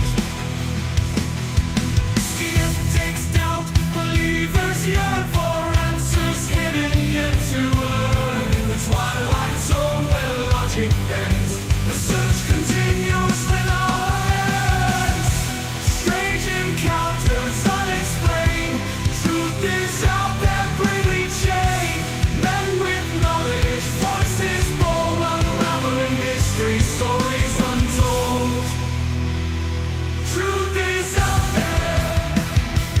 Truth is out there. And welcome into well, it almost feels like Old Home Week, but special Friday night edition of Juxtaposition. We're doing a double feature, so it was me and Aggie with Halloween stories, and now we're doing what is technically, I guess, now week 3.9 of vampire stories, because this was supposed to be week 3, and it's already almost week 4. So I don't know. I'm losing track, I think. Anyway, because we started. I mean, we kicked it off early. Yeah, we kicked it off early. So, but anyway, the good news is Amish's computer's working again. So yeah. Yeah, that was a weird week. But Dude, you had like a cursed week, and we're not even doing a topic that I would have thought would have involved curses this time. yeah, it's like, it was a witch casting a hex on me or anything like that. It just yeah. So man, and then tomorrow is supposed to be shaping up to be interesting too. Anyway, talk about that off air. But yeah, so wow, what a week. How about you? What's going on with you? What's not going on with me? So we've added yet another potential show to the library. I'm actually in talks with another network now to see if they want any of our shows. So, Ooh, nice. Terrestrial? no, but it's a bigger group than we are. So I'm trying to see if they want to do any cross promotions or anything. I have some terrestrial stuff in the works, but we got to get some funding before I worry about that because it's expensive. Because I do have a line on some stuff. I don't think I'm worried about it as much for me this time as all the rest of the folks that didn't get to do the terrestrial the last time that were like, we really want to do it too. I'm like, yeah, I've already done it. It's kind of like, that scene, that line from Iron Eagle when dude's like, yeah, I can get one of you in, but only if you'll give me your sister's number. I've seen them, you go. That's kind of how I feel when I'm talking about terrestrial, because I'm like, I've already done it. You guys want to do it? That's fine. We'll figure out a way to get it done. But yeah, we gotta get some funding stuff going on there. But yeah, that's more of an off-air discussion again. But anyway, so also interviewed a guy that I haven't talked to in a while, and that's my fault because he kept trying to email me and I didn't have access to the email address that he was emailing. But he's got a lot of irons in the fire, so we may have some other cross collabs going on soon. For those of you who missed it, you can always check hour 3 of the show from yesterday. He actually wound up staying on with the whole hour for me. So, but yeah, so other than that, I'm just doing the usual stuff. Yeah. Doing 50 hours of work in 12. It's snowballing, my friend. All of our years of hard work is finally, and it's, thanks to Jeff, one, for getting us to finally move off of, the old platforms we were using. And then 2, being able to push our shit on X. Yes, I'm still going to call it X now because I made a deal. Unsuspend me and I'll stop calling it Twitter. I still think that's half the reason they suspended you in the first place, because they're like, he still calls it Twitter. Just suspend his ass. And he punches way above his weight. We got to stop this shit. So. Well, I mean, when you've been suspended 8 million times and still manage to keep attracting back your same core group, yeah, you kind of create your own little army. Well, I've said this before, and not really the show to talk about it, but still, I inadvertently, Jack Dorsey gave me the Twitter he envisioned for everybody else, because by constantly suspending me, I was able to distill my followers down to a very engaged base, and I don't deserve any of them, but they still follow me anyway. And You deserve all of them because I happen to be one of them, sir. So well, I deserve you. But that almost felt like a backhanded compliment. I don't know how I feel about that one. But but in doing that, it's everything that Jack Dorsey wanted Twitter to be, he made for me by silencing me and just wasn't good enough to keep me down. So yeah, anyway.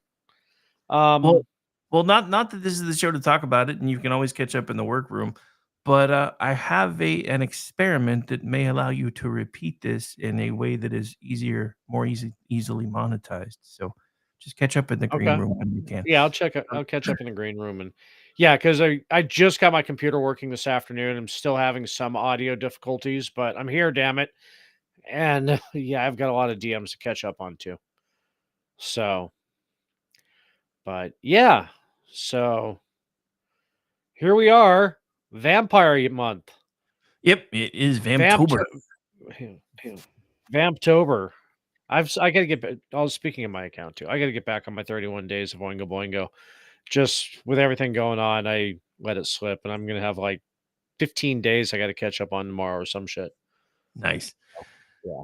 But yeah. So anyway, this is our yearly foray into an extended edition of the weird, the unusual, the unexplainable. And this time, damn it, I was doing everything I could to make sure that we didn't have to take a break, because every year that we've done this, except one, we've had to skip at least one episode.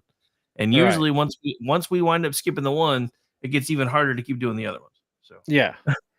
No, and that's like, because we talked about, I was okay. So my computer went down, or last week I had some shit come up. Hang on. Do me a favor real quick. Just yell out my turnips real quick so Jeff can grab it. Hang on, I got to do the I got to get in the Farmer Wilmoth voice. My turnips. No, that's too deep. Oh yeah, Jeff, I'm gonna have to work on that. I'll get it to you tomorrow. He's out of practice. He's gonna need a minute. Well, I'm just having my first tea and brandy of the season. Usually that takes 2 for me to get the Farmer Wilmoth voice. I just didn't know if maybe you could pull it off in a one-off real quick so he could grab it. But sorry. Yeah. No, I'm it's still, the weather's still warm outside for Farmer Wilmoth. But yeah, so yeah, this is our extended look into stuff, and that's why I jokingly call this one like week 3.9, because it was supposed to be week 3. Yeah. So anyway, so like last Saturday, some shit went down, and it went down on Friday, and then I just carried over, and then Tuesday. Okay, without getting too techie, I put a new M2 drive in my computer back in June, and it started getting a little glitchy. And for those of you who are thinking of upgrading your computer and putting an M2 drive in, and it hasn't had one in it, and your computer's over a couple years old, make sure you blow the dust out of the slot before you, because apparently, yeah. So anyway, I had to completely start over from scratch on my computer today, and I'm limping along, but I'm here, damn it. Hey, limping is not bad. Speaking as somebody that has to do it all the time. Oh, but anyway, hang on. Let me get a sip of brandy for this. Hang on. My turnips. How was that? Sounded good to me. Okay. I'm still getting too deep, too much bass for Farmer Wilmoth. Hey, Farmer Wilmoth has aged a little bit. Your voice gets deeper when you age. Okay, it's fine. I mean, you got to remember, you started doing this voice 4 years ago, so yeah. So good Lord, and I'm really looking forward to seeing what the War of the Worlds does on X when we it'll definitely be a great test, just to see, because I mean everybody's still asking about that one, so I'm kind of excited to put it out over there and see what it does. I mean, it is one of my favorites, and mostly just because that's where I invented Farmer Wilmoth. Well, I mean, I didn't invent him; it was an H.G. Wells character, but you next level. Yeah. The Village Voice calls it the best portrayal of Farmer Wilmoth. So according to the alien, he says he can make it sound like it's supposed to sound. So he's Okay. gonna grab it later. Well, from the rest of the spot that I've heard, I think it'll blend in well with the Statico effects. Yeah, that's true. Yeah. Yeah, I've heard most of the spots. So yeah, dude, I love what he's been doing with the commercials though, because that's the one thing that I wish I had more time to do, because I love the creative side of this stuff, but I'm doing so much live work and stuff right now that half the time any fun ideas I have, I'm like, by the time I have 5 minutes to do them, I'm just like, I just want to go to bed. So, but anyway, yeah. So we're on vampires, Vamptober. Vamptober. Yeah. So I think we decided we're just gonna kind of start doing things regionally, because I know there's like some specific stuff that you want to drill down in later. And I know you probably haven't had a chance to do that. I didn't get a chance to drill too deep into it, but it does fit in with tonight's theme mostly. And the second half of it, I thought what would be better to do the other part of the story would be when we get into November, doing a Forbidden Tech episode. Oh, very nice. That could be cool. You know, the suppressed tech, the just straight up outlawed tech, which this one falls under, and do an episode on that. So very, very cool. Yeah. All right. So why yeah, don't you- in keeping with the region, you know, the last episode we did vampirism in the Americas, you know, Central South America, North America, and the Caribbean. We've moved on to Asia and the Asian subcontinent of India. Yep. Which is very, very different. Very Yeah. different. Very different. It's actually a little bit weird, because at first I was like, these don't really, but then yeah, I mean they have the tie-ins. So but yeah, so the first variant that I found, at least in that particular region, was something I guess it's pronounced I don't know how to say it, because I don't want it to sound like Buddha, like the god thing, but it's like Bhoota. So I'm guessing Bahuta. I don't know. Oh, you're going straight there. Okay, hang on. Well, that's I was, but yeah, it's the Buddha. Yeah. Not Buddha, Buddha, as in booty, but with an A. Yeah. And an H. Booty. Anyway. But yeah, I mean, well, so the thing about this is all of this is just drastically different than anything that we're used to. So, and I've noticed that the more we research, it's like, you know, we have like the Transylvania version of vampires, but it's kind of like with the Bigfoot and everything else, there is a regional version of pretty much the same thing. And then there's things that make zero sense that are tied back together. Some of the weirdest ones I actually found were in Africa, but we may actually come back to those, because there were some. Yeah, and the ones in the not really Pacific Islands, but the Southeast Asia, they definitely follow a theme too. But the one thing that's common with this is that, you know, it's like we talked about in the episode with Aggie, and we talked about last week too, is that the whole dapper, charismatic, elite vampire, that's not even a Transylvanian. That is entirely a Bram Stoker thing. You know, with the Count. And you know, generally, most vampire myths in Europe, they're more zombie-like and really afflicting one family. And these are the ones that, you know, were actually early in the Americas too, despite the Southeast's influence from West Africa and the slave trade. But in this case, most of the vampires of the Asian area are more ghosts and almost demonic. Well, so the funny thing is, going back to something you said a second ago, because it just occurred to me when you described it the way that you did, starting to understand the entertainment industry the way I do now, I have a sneaking suspicion that's been around a lot longer than we think, and I think Bram Stoker was trying to do more of a societal commentary than anything. Oh, absolutely. No, he was definitely. I mean, probably not, but you could definitely read into it that his commentary was the elite or parasites on the working class. I mean, that's I mean, looking at it, I mean, and again, granted, we're all looking at it with our own cultural biases and the way that we see things today, but coming to understand the things the way I have, I can definitely kind of see those undertones in his work. I don't know if they were intentional or not, but they definitely seem like they're there. But anyway. But yeah, so on to the actual legends. And again, one of the first ones I found in the Asian region. And again, it's like you said, these things are actually not anything that we would really consider vampires. And as a matter of fact, most of especially the Asian variety, typically are spirits or some form of ghost or deceased. So in their popular culture and literature, and even some ancient texts of the Indian subcontinent, they interpret in how these things come to exist in many different ways, depending on region. But all of them are nothing like we would expect a vampire to be. But they do. I mean, and the funny thing is, there's like sub varieties of these things too. But yeah, in their case, their vampire are, they're perturbed spirits.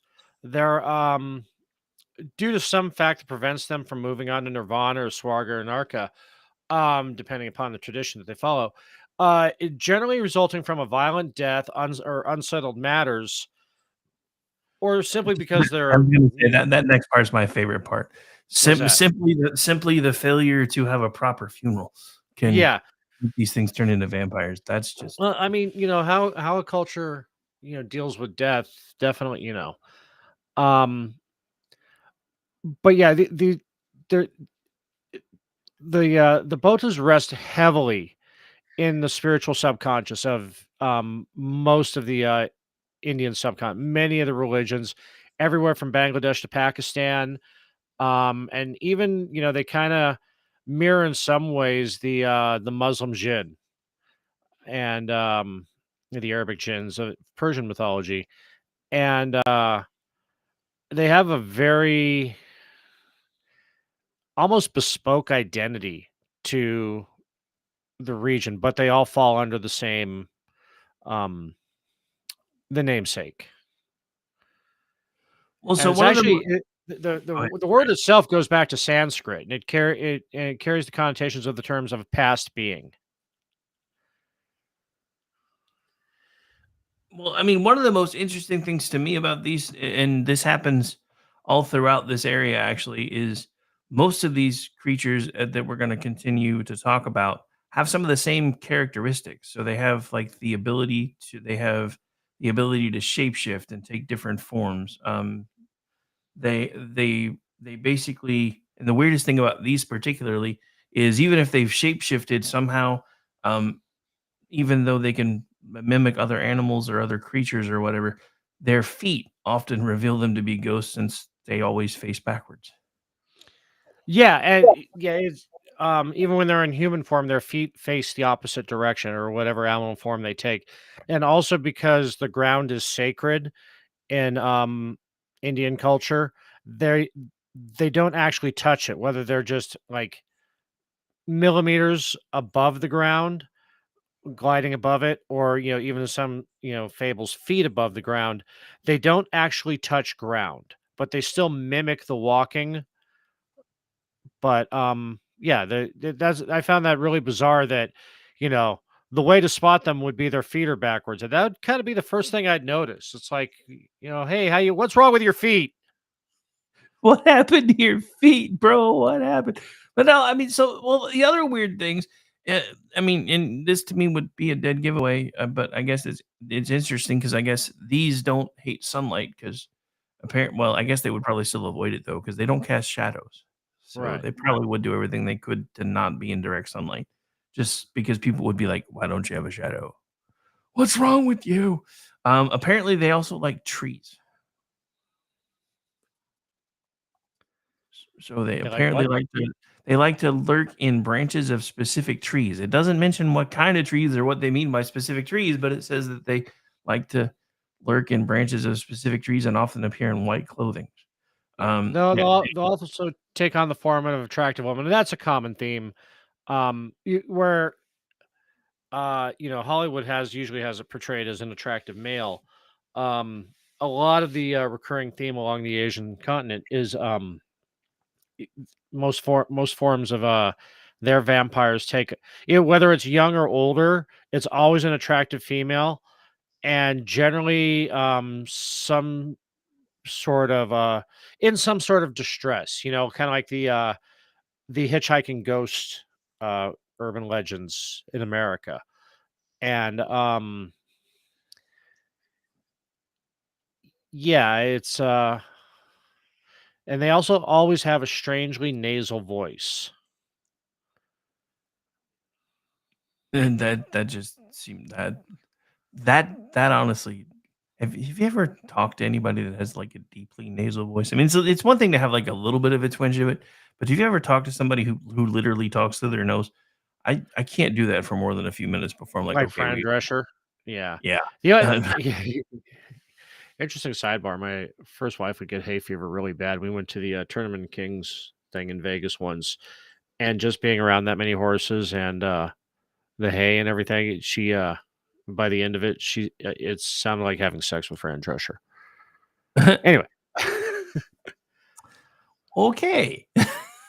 Yeah.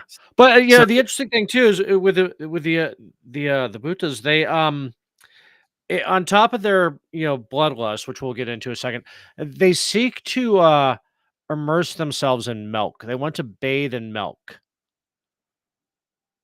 Wait, does this mean that the Fruit Loop chick that Barack Obama did an interview with Maybe one of these things? And if you consume the milk, you become possessed by them. Much the same in the Hollywood thing, the vampire's bite. Consuming the contaminated milk, you would be you would be enthralled to them. Interesting. Yeah. And a sub-region, a sub-mythos of this is a particular kind of Bhuta is a woman who died during pregnancy or childbirth, known as a Shirel. And they look like human women. Again, their feet are backwards, and or other features are turned upside down. And they typically try to lure young men as well. And there's even been stories of, people marrying them. Wait, what? Yeah. Well, that would be fun to explain. Yeah, yeah. I mean, how do you explain? I mean, okay, so knowing everything that we've already described about these particular creatures, how the hell do you not notice somebody's feet are backwards? Or how could you just get over that? I mean, I understand taking on the form of a beautiful woman, but that's got to be, she's a 10, but her feet are backwards. I mean, I got nothing. I literally have nothing. That's just. Oh, that's another sub species of these are the well, I'm going to butcher this. The Brahma Mascaris. These are spirits of the Brahma is the top of the caste system, the Indian caste system.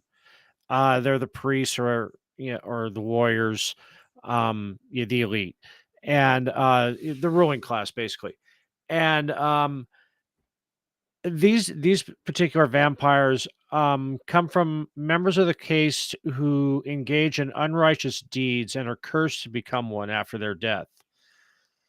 Whether it's taking advantage of their position, cowardice in battle, anything that could be determined to be unrighteous in the eyes of the culture, they could be cursed with this, and they are also forced to an undead existence with their feet backwards and feasting on rancid blood. Well, that's a descriptor I didn't need.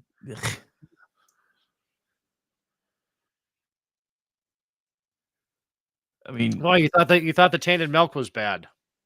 Well, I mean, tainted milk is bad, but rancid blood sounds even worse. Although I think I did see tainted milk open for rancid blood in 1986. That was soft sell too, right? Maybe. Oh. But so the interesting thing that I find in all these things is, and this is something that I'm hoping to have put together for well, I guess the final episode, because I keep trying to find more information on it, and whatever source I had for it that I found a few years ago, I can't find anymore. But there is actually some folklore about the origination of vampires actually stemming from, at least in Jewish lore anyway, from uh, Judas Iscariot. What I find interesting is even all the way, well, I guess it's not all the way because it's not as far away as it would be from here.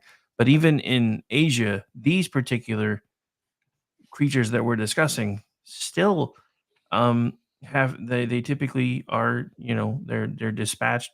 They don't like water. They don't like objects made of iron or steel. So keeping either of these near or handy is believed to afford protection against them. So I mean, it's not silver, but it's still a form of metal. Uh, what I find most interesting about this one, because you know how our version of vampires don't like garlic, Mm-hmm. these folks don't like turmeric. Don't like what? Oh, turmeric. Turmeric. Yeah, that's actually in doing the research for tonight, one of the that's a common I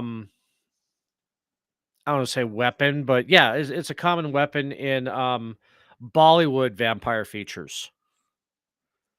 That's interesting. But yeah, I didn't know that. I mean, like I said, until we started doing this show, my only real experience with vampires was, the kind that everybody's used to. So this has been an interesting little deep dive for me. Another We're one that educating people, Rick. well, it's what we do. It's what we do. But the other thing that I found that was interesting is, again, I think this is tied back to that region holding the earth as sacred. A lot of people will dispel them by sprinkling earth over themselves, because then they can't come near them.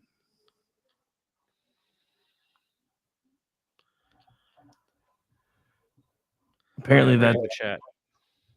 You're good. What's a replay, Jeff? Sorry, I got distracted. I was hoping they weren't thinking we were a replay.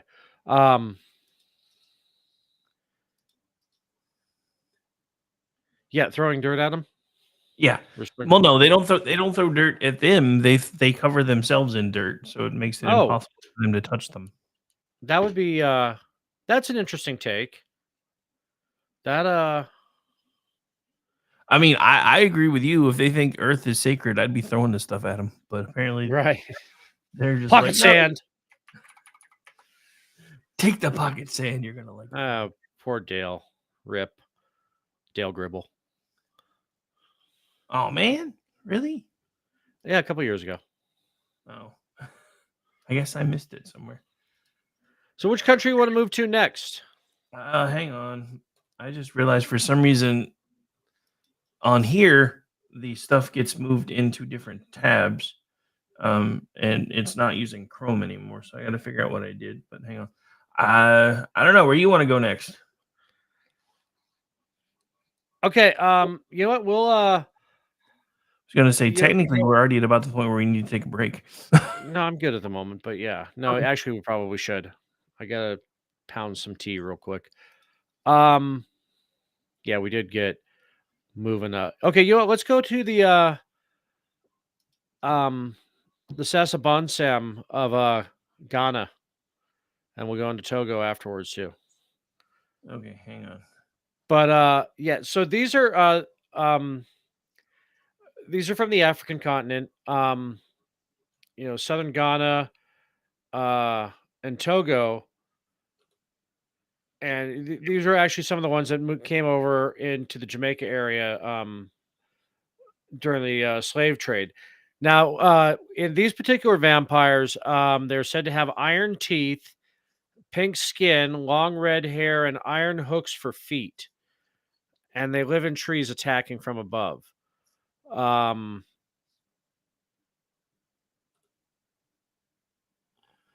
so again, apparently there's rules of what's that? So again with the trees. The trees and the feet. I mean feet guys are weird. But in the forests of West Africa, there are rules of renewal, and if you don't follow them, the Sabo Sam enforce these rules, and they take up their territory, and they live and feed on anybody who wander into their home. It's more of a territorial aspect for them. But while humanoid, they have bat-like features, bat wings, a 20-foot wingspan, and oh wow, there's a in the British Museum. There's a wooden carving. There's a carving of one of them. In Yeah, the I'll British have to get that. Well, we can't. That's right. This isn't. I can't get into the KLRN chat. I haven't set my computer up for that yet. It's like Jeff's family. Yeah, because I keep remembering we can't drop images in. But you can bring them up on the video. Well, actually, I was gonna say, I can actually make it to where you can post videos and stuff too. I just need to change the No, setting. that's all right. I haven't brought it up, so. Well, no, let's not tempt fate with me just getting my computer back to limping speed. Well, no, I'm saying now that we can't share things like that, I can actually let you start sharing things if you want on future episodes. I didn't. Yeah, we'll talk about that. That's a good idea. Yeah. So that way that way you're like, oh, and we can do this and we can do this and we can do this. But yeah, anyway. But yeah. All right. Yeah. So Now in the mythology, they're more portrayed as an ogre. They're hairy, large bloodshot eyes, long legs, feet pointing both ways, and their favorite trick is to sit on the high branches of a tree and dangle its legs to entangle an unwary hunter. okay. Well, let's put a pin in that for now because I love you, but I've been sitting in the same place for 2 hours and I'm about to explain. So we are going to take a break. We'll be right back, folks. Stay tuned. We still have another segment in hour 1, and I guess we're probably going to go till we run out of gas tonight to try to make up. I don't know. You got to work Gas or tomorrow. material. Go. As of right now, I don't think I work tomorrow. So, all right, cool. All right, so we'll figure that out as we go. We'll be right back because I got to take care of some things because I've been sitting in the same place for over 2 hours. This is not on your bumper list, but I like it, so meh, and it fits.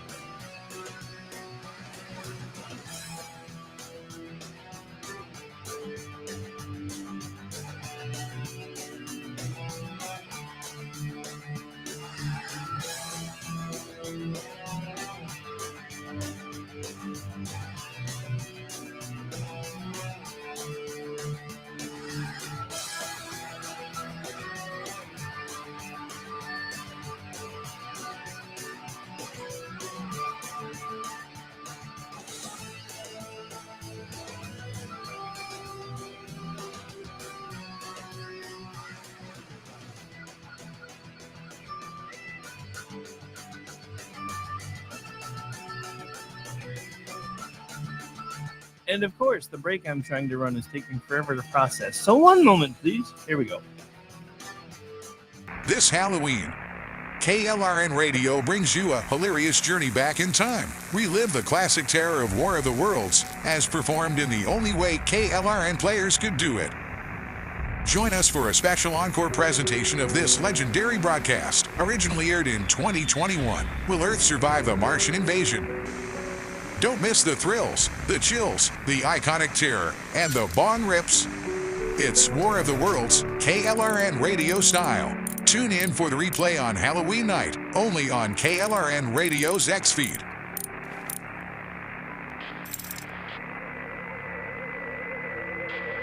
The turnips. You are listening to KLRN Radio, where liberty and reason still reign.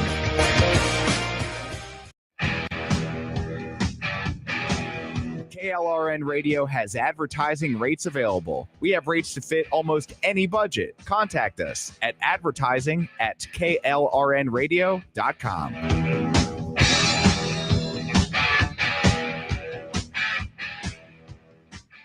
I am Noble McIntyre of McIntyre Law, and I've been representing injured Oklahomans and their families for almost 30 years. At our firm, we've handled hundreds of crashes involving semis. They are huge vehicles and when fully loaded can weigh as much as 80,000 pounds. Most semi drivers are careful and professional drivers, but some big truck drivers and the companies they drive for are dangerous, and I've personally seen the devastating effects on families. If you or a loved one has been affected by a semi crash, contact us at 405-777-7000 or McIntyreLaw.com. We will fight for you.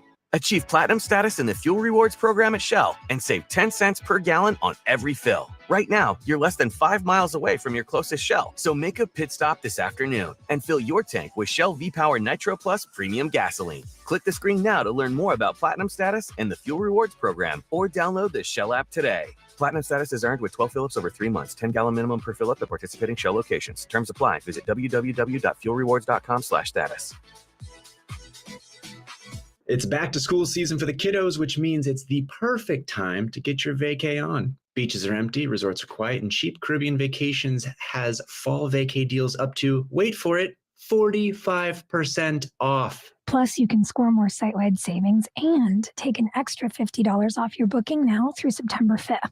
Take this as your sign to pencil in a vacay this fall and turn back to school season into back to beach season. Go to cheapcaribbean.com to find your next all-inclusive vacay. Offer ends September 5th. You can achieve platinum status in the Fuel Rewards program at Shell twice as fast by filling up 6 times with Shell V-Power Nitro Plus Premium Gasoline. Right now, you're less than 5 miles away from your closest Shell, so make a pit stop this afternoon and fill your tank with Shell V-Power Nitro Plus Premium Gasoline. Click the screen now to learn more about platinum status and the Fuel Rewards program, or download the Shell app today. Platinum status is earned with 12 fill-ups over 3 months, 10-gallon minimum per fill-up at participating Shell locations. Terms apply. Visit www.fuelrewards.com/status. My son was in the Army back during Desert Storm, but even then he wanted an MBA. Hi, everyone. This is JJ, the co-founder of Good Pods. If you haven't heard of it yet, Good Pods is like Goodreads or Instagram, but for podcasts. It's new, it's social, it's different, and it's growing really fast. There are more than 2 million podcasts, and we know that it is impossible to figure out what to listen to. On Good Pods, you follow your friends and podcasters to see what they like. That is the #1 way to discover new shows and episodes. You can find Good Pods on the web or download the app. Happy listening. The following program contains coarse language and adult themes. Listener discretion is advised.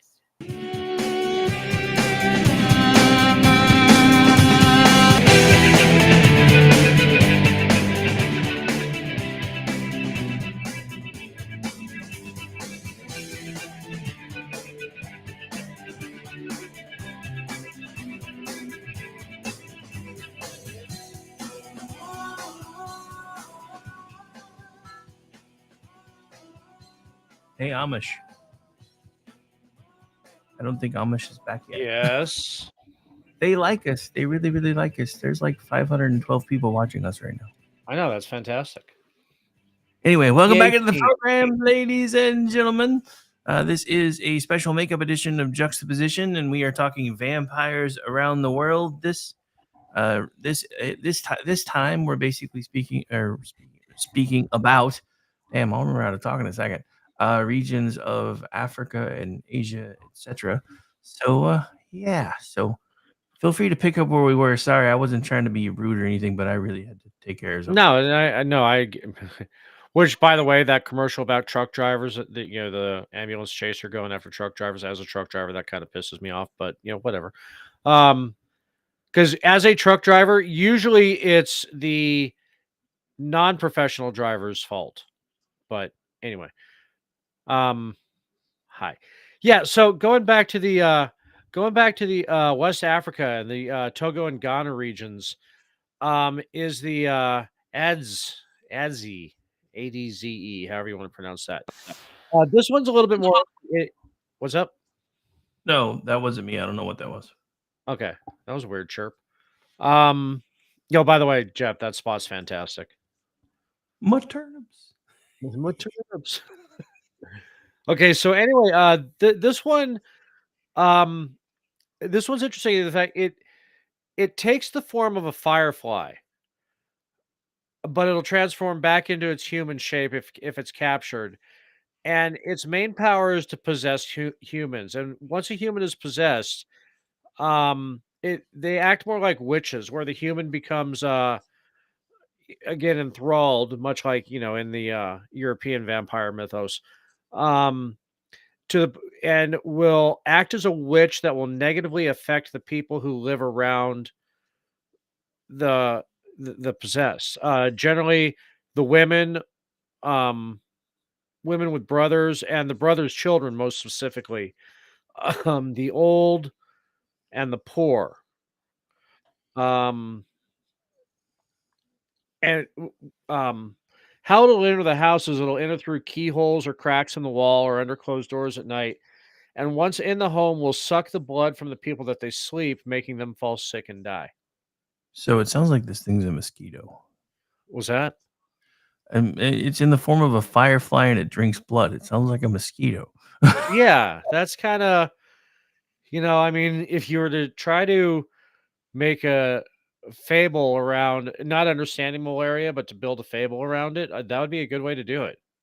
It just seems, and honestly, I hadn't even noticed a little footnote at the bottom there. But yeah, I'm just like, that sounds. But well, two thoughts when I read this. First is this sounds like they're describing some sort of like mystical mosquito. But the other thing is I'm wondering how much of this is influenced by fairy folklore, because some of this stuff's the same. Yeah, that does seem very fey. But yeah, just my little 2 cents as I was reading through this stuff the other day. I was like, seems more like they're talking about fairies than, but although the fairies that most of the fae that I've ever read about, I've never really read about any drinking blood before. I don't think, unless I haven't found those yet. So I guess you got to. Grimm is better in its original version. Yeah, I don't speak German very well. I mean, I can passively read it, but I don't want to. No vampires sparkle, Jeff. Not a single one. No, wait, who? Jeff put that in the chat? Really? Well, in reference to the firefly. I know, but still. Yeah, I know. Real vampires don't sparkle. And if anything, I still die. I will still die on this hill. Fucking Twilight is 50 Shades fanfic. That's all I'm saying. No, it actually is. That's a well-known and popular fact. Oh, but so yeah, you want to take us to the Zulu and the Lightning Bird? Yeah, we can do that. Hang on.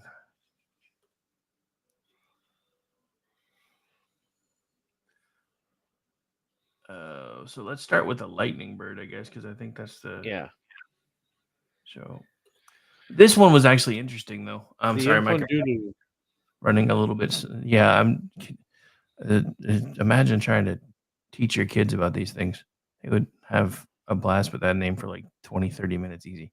But so basically, Impandudu, which loosely translates to lightning bird, apparently can take the form of a black and white bird the size of a person, which is said to summon thunder and lightning with its wings and talons. It's a vampiric creature associated with witchcraft, often the servant or familiar of a witch or witch doctor in some cases, which attacks the witch's enemies. So they're the flying monkeys from the Wizard of Oz, just right. A reference. It is said to have an insatiable appetite for blood. Sometimes it takes the form of a beautiful young man who seduces women. So, that getting back to the the Hollywood the trope. See, that's interesting because it's like almost everywhere else you go, I mean, outside of Europe, everywhere else you go, the vampires usually take on, we even saw this when we were talking about Central and South America, the form of a beautiful young woman, or at least a beautiful woman, because some of the ones we're going to be talking about in Asia, they're older women too. It's interesting that they went with a very attractive young man. That's interesting. So apparently they're one of the things that I found the most interesting, just kind of going through all of this. So I'm just going to kind of read a little or go through a little summary that I found. So legend has it that the lightning bird is a vampire who feeds off blood in human form, but it will also feed off humans. But in animal form, it will feed off other birds. This is similar to another creature called a vampire finch, which draws blood by pecking at the feather bases of sleeping seabirds. But the vampire finch is combined. So there's actually, and that's weird because that's an actual creature. Yeah. But yeah, so that is, I think to me, the most interesting thing about this particular thing is when it's in human form, it feeds on human blood. And when it's in its bird form, it feeds on bird blood. I thought that was an interesting twist. It'd be like a vampire bat going after other bats. Just seems a little weird. See, now one of the things I found interesting to it is, it's in its the witch doctor's relationship with it is that how a witch doctor would get one as a familiar would if they were to find a spot where lightning struck the ground, if they were to dig below it, they would find a large cache of eggs. And these creatures are supposed to be immortal too, where they will go. They're beholden to the family, like it. Can't believe me, like a house elf in Harry Potter. Oh wait, sorry. But when should one die or you be able to kill him, the witch doctor will render down its fat, and it's used as a remedy for tracing thieves. Wait, say what now? For tracking down thieves. Yeah. The cultural angles of what some cultures find important especially through their legends and fables and myths. It's really fascinating that it's like, here's this immortal being that you render its body in order to track down thieves. Oh, that's just weird. So just so you know, apparently this lightning bird, if you ever see one, is impervious to gunshots or stabbing. It can't be poisoned or drowned, but it is said that the creature can be destroyed by fire, which I find interesting since half of what we just talked about is rendering the things fat. But yeah, on the fat angle, there's another little interesting side note. So apparently the fat of the bird is believed to be of significance either as the fuel that the bird sets on fire when it throws down a lightning strike, or as a component in valuable traditional medicine. The fat is believed to be procured by catching the bird at the moment when the lightning strikes the ground. And at that point, or by digging the bird up from an underground cavity at that spot. The bird is furthermore so this is the part you already kind of went into about laying large eggs and being able to be captured that way. But yeah, I thought that was an interesting take because it was like, well, we can burn the fat or we can turn it into medicine. And what's interesting too, again, in this culture, that witches and witchcraft will often take the form of a hyena, and sometimes the bird is spotted riding on the back of the hyena, and that's kind of like that's the tell. That particular hyena is actually a witch doctor because he has his familiar riding on his back. It's just fun. That's a funny visual to me. Sorry. Let's see where to go to next. Let's go to Southeast Asia. Which one? You know what? Let's start with Mandurgo. Right. From the Philippines. Now, what I find interesting about a lot of the Southeast Asian vampires, they all have a very specific and similar trait about them. They're all hot chicks?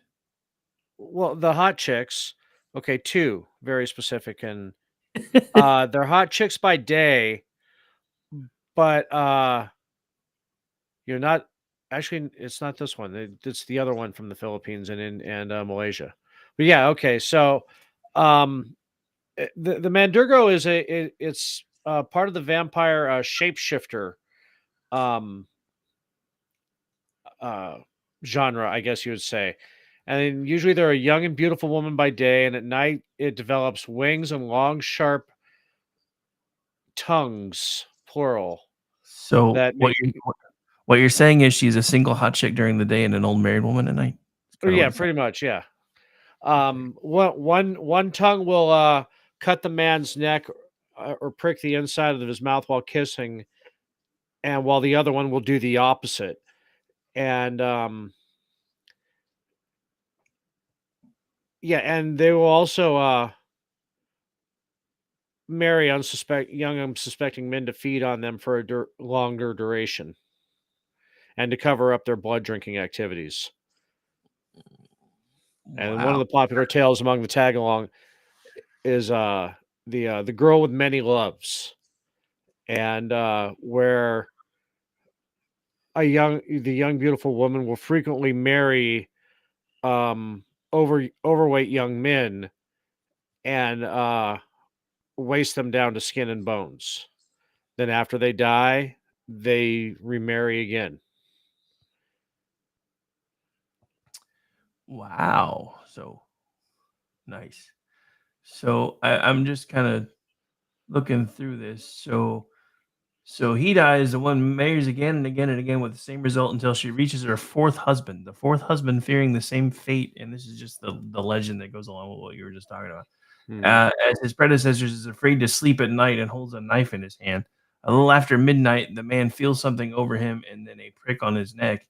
He stabs at the creature on top of him and hears a loud screech and the flapping of wings. The next day, his wife is found dead not far from the house with a knife wound in her chest. So that's fun. That's fun. Another little Apparently, during World War II, Philippine vampirism was a hot topic with the Roman Catholic Church. It's their fault. Making a bunch of movies all over the globe. Films like The Vampire People and such were based off of Filipino vampire folklore. I mean, so this is something that perplexes me. So the Roman Catholic Church had a role in propagating vampirism. Why? I guess that they could use that as an allegory. Here's this movie, but the real message is kind of thing. I don't know. To me, it just all seems weird to me. But the Mangangal is the one that starts to carry the central theme through much of Southeast Asia. But yeah, when I read through that, I was like, wait, so it was the Catholic Church that started doing some of this stuff in World War III? Or World War II. Sorry, We haven't had World War. Well, I mean, we're in the beginning stages of World War III, but we're not there yet, Rick. And with this Pope, who knows? Good Lord, don't even get me started on this Pope here.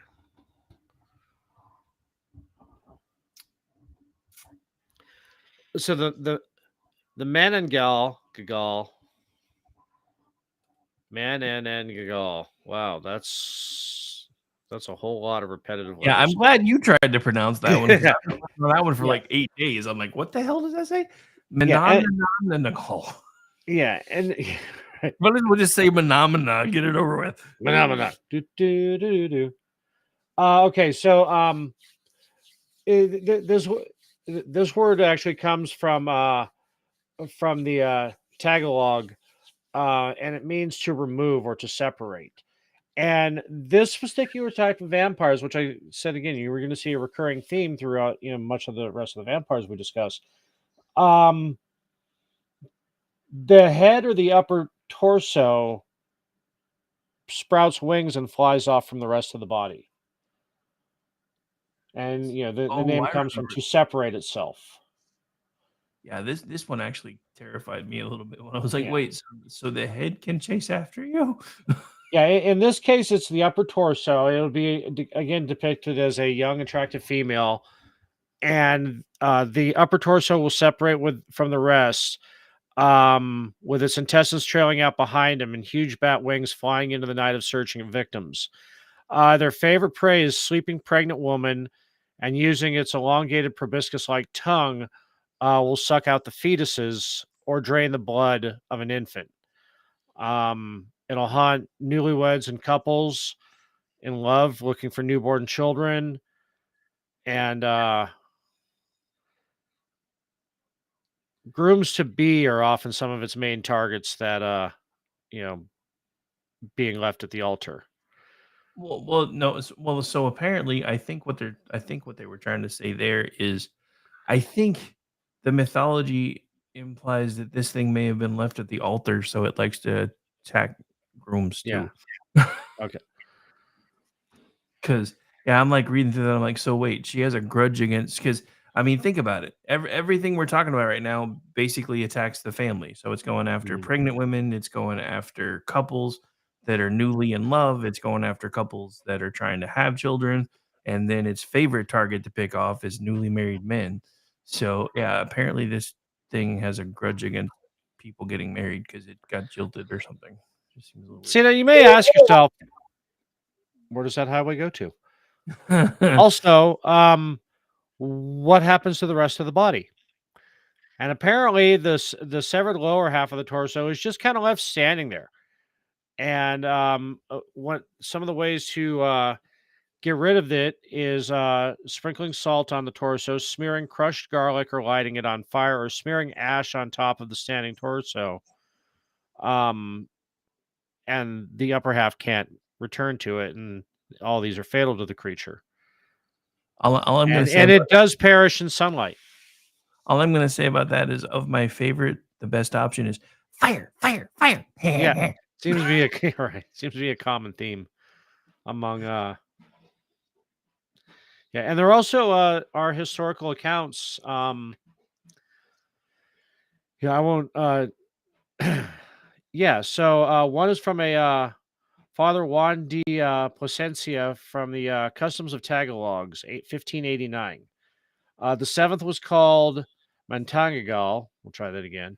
And his purpose was to show himself at night to many persons, without his head or entrails, in which wise the devil walked about and carried or pretended to carry his head in different places, and in the morning returned it to his body, remaining as before alive.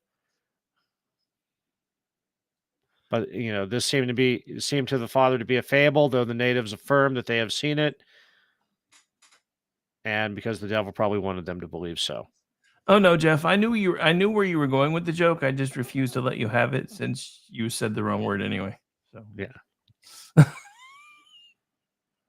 he was trying to make his mispronunciation joke when we were struggling with phenomena. Yeah, I know. Which is what I'm calling this thing from now on, because I'm not trying to say that word. And another account from Friar Domingo de los Santos in 1703 said that the witch, that it flies and it eats human flesh, but when it flies, it's only half of its body. And that's why they call it that, because it's tangle, which means it can disengage. He also dislodges half his body and carries the other half home. Well, at least this one doesn't just leave it behind. Right. I mean, that seems kind of like I mean, that's safe. I'm just, I'm going to just leave this part of me here while I go chase something, and hopefully nothing bad happens to the other half of me while I'm gone. Like, you've got that like just seems reckless. Yeah, just not a bad, not a good way to do things. I'm just saying, not a good way to do things. There was something else I was going to say about this one, but now I can't find it.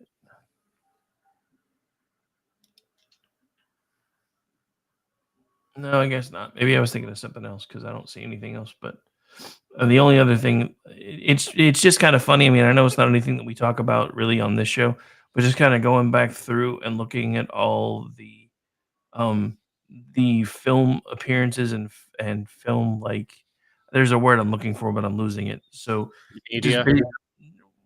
No, it's. I know what I'm trying to say, but my brain's like, screw you. This is like your 8th hour of radio today. So I was like, never mind. But yeah, I don't know. It's just watching all the pop culture stuff pop up from these things in all these different regions. I mean, there's movies and stuff going back about this thing all the way back to 1927. That's just kind of crazy to think about to me. Yeah, that was actually the first ever Filipino horror movie. There's a silent movie about this creature. Yeah, so we're over here making like Charlie Chaplin films, and they're making horror movies. Yeah. Well, I mean, they had Nosferatu. Oh, I know. Yeah. I was being facetious. I know. I gotcha. Another one from the Philippines is the Aswang. And that's just an umbrella term for all of the vampires, ghouls, and witches. Everything that feasts on blood, whether they be human beast hybrids, dogs, cats, pigs. But these are among the most feared of the mythical creatures of the Philippines, even in the 16th century. And there's a whole list of accounts, historical accounts from several friars and priests. But in this case, they would disguise themselves in the shape of a beautiful woman again, and it strongly desires a diet of blood. And in this case with this one, it has more of a proboscis-like tongue rather than teeth, and they live in the forest too, far from human communities, and infiltrate human society, marrying into the community and slowly draining the husband and the other members of the village of their blood. So another interesting little thing is, as you mentioned, they do live in forest, which ties back to some other things that we were talking about in Asia, where most of their vampires do tend to like trees, which I found to be an interesting correlation. But apparently they don't. I guess they just hide out in the forest. They don't like attack people from the tree branches or anything. But so I still find it interesting that. Hang on, there was something. What is that saying? So I don't.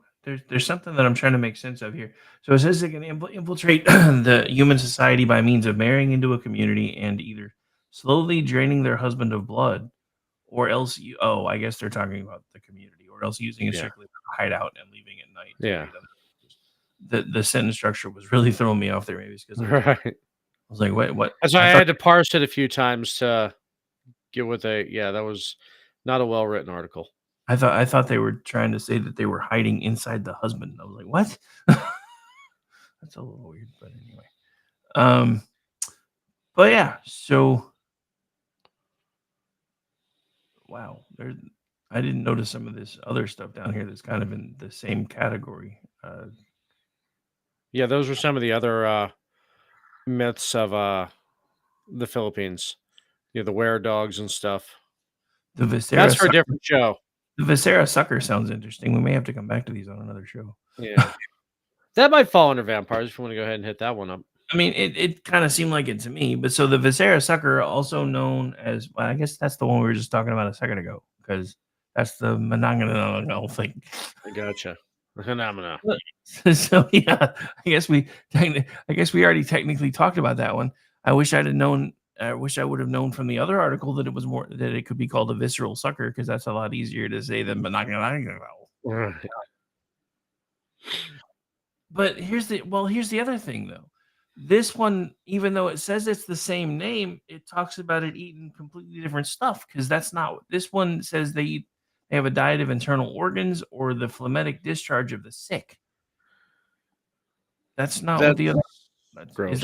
That's not what the other article said. So no, that's not what the other article said. But again, it's got kind of a proboscis tongue going on, but not pointed like the vampire.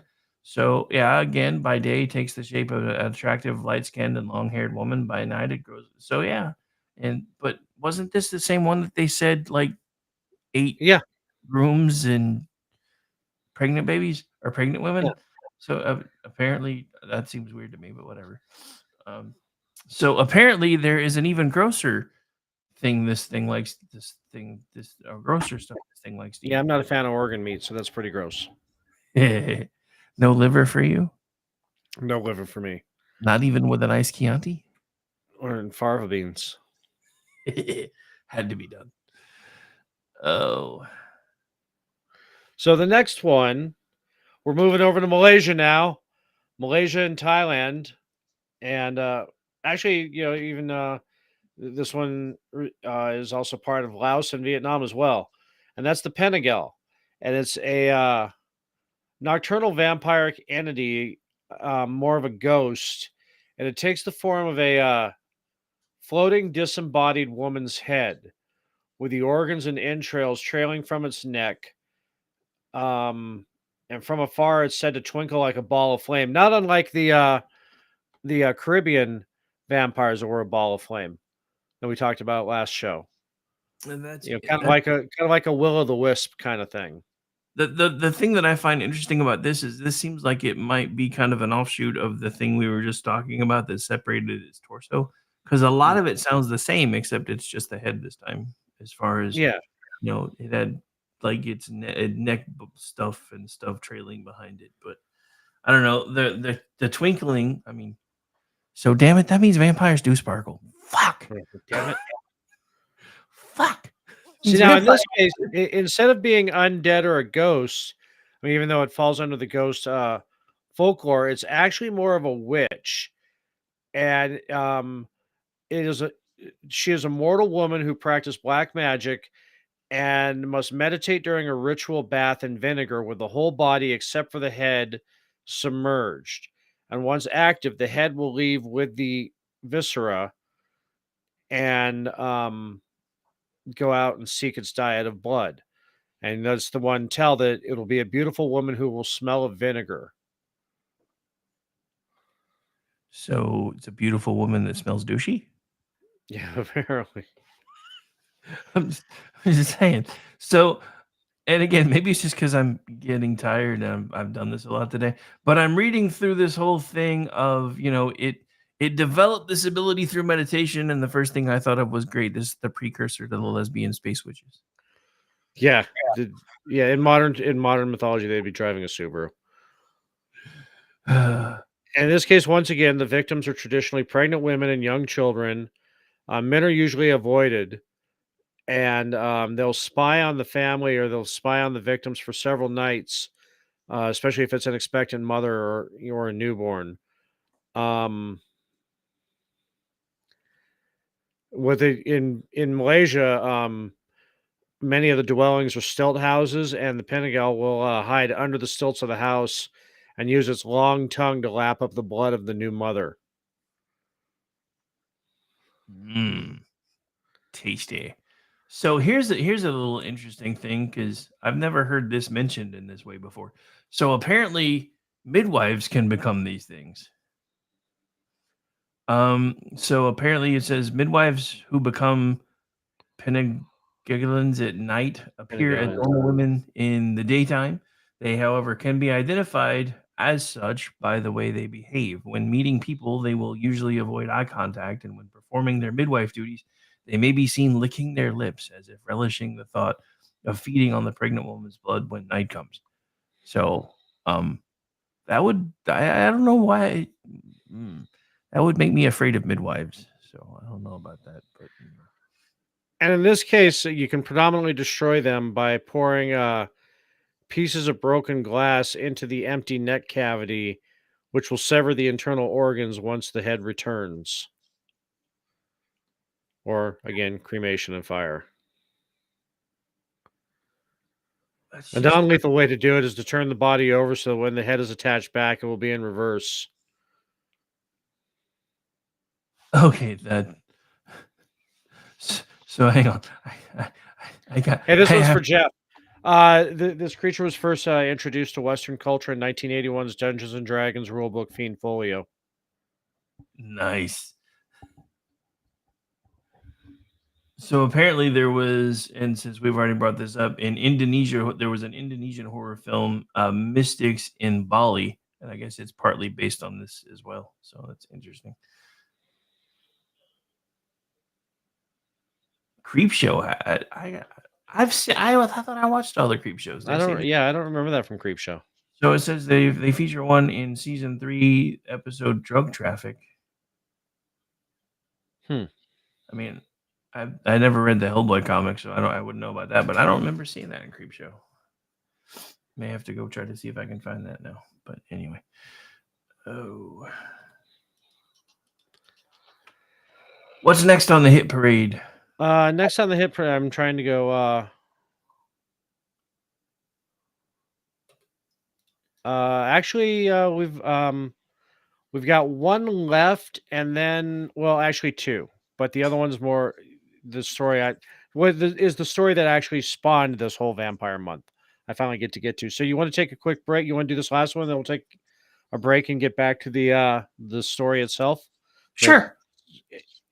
Motivated me to do vampires this year. Sure, we can do that. Okay, so the last one is the Layak from Bali.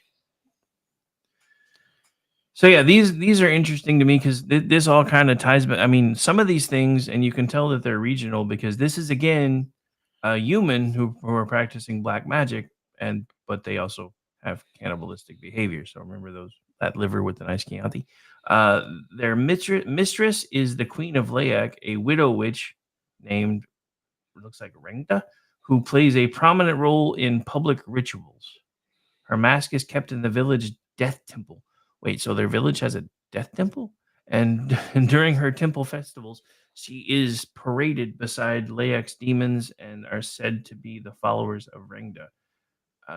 Layak are said to haunt graveyards, feed on corpses, have the power to change themselves into animals such as pigs, and fly. So wait, does that mean that pigs can fly? Pigs can fly, yes. So you realize all the things we've been told when we were kids are lies, right? Because Right. Well, yeah. this will happen when pigs fly and vampires don't sparkle. Just saying. So in normal form, they are said to have an unusually long tongue and large fangs. In daylight, they appear as an ordinary human, but at night, their head and entrails break loose from their. What is up with these people with the disembodied heads and stuff? Again, absolutely regional, and I'm here for it. It's just a weird take, but I actually kind of digging it. But yeah, I'm kind of glad Aggie didn't stay on for this because she'd have been mad at us. She'd have This one would have given her nightmares. She'd have been like, "I'm stabbing you when I meet you." I'm like, I'm Right. sorry. Don't bring out the machete. But at night they're again and so they can remove their heads from their body and fly again with their entrails following along them.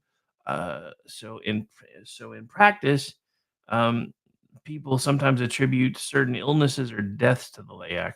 So that's kind of an interesting thing to me. But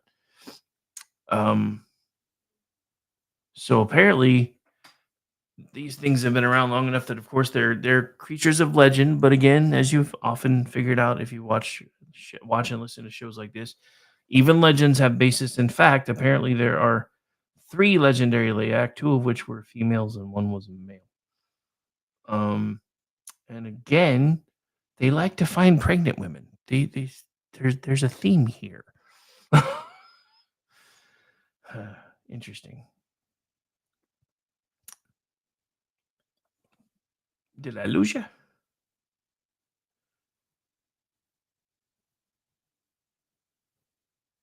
Starting to think I may have lost you.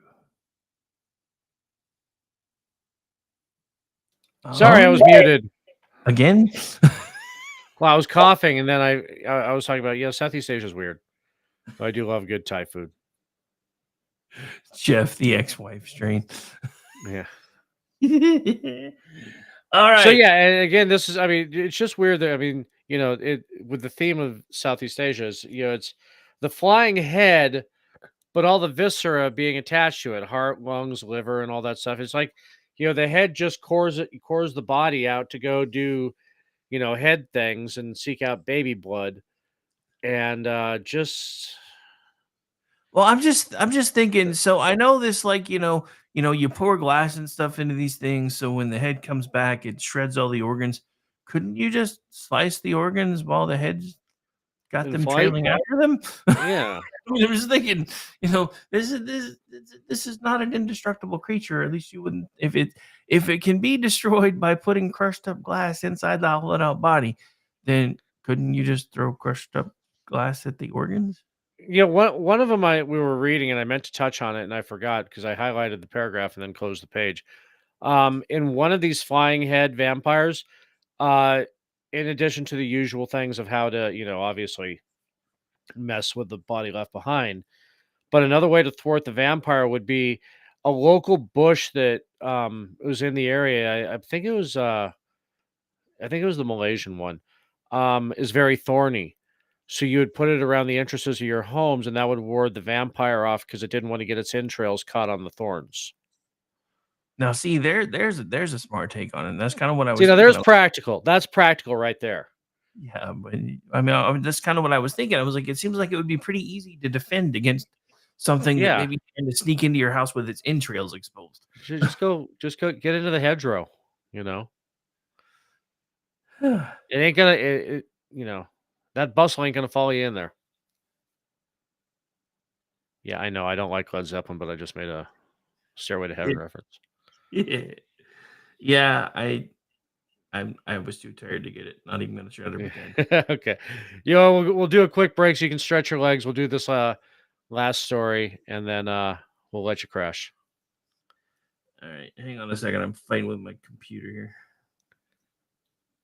I'm glad you said computer. What did you think I was gonna say? Well, you said I'm playing with, and that could have gone any number of places. No, I said I'm fighting with my Oh, I thought you said playing with. Okay. See, now who's being the perv? I said fighting That's with you. me. Playing with. It's always me. Come on. All right, 420 night. we are going to take a break. So we'll be back here in just a few minutes. Stay tuned for the closing act here on Juxtaposition. Vamptober, week 3.9, 3.5, something. I don't know. There's no math. It's not Sunday. Don't look at me in that sort of ways. We'll be right back.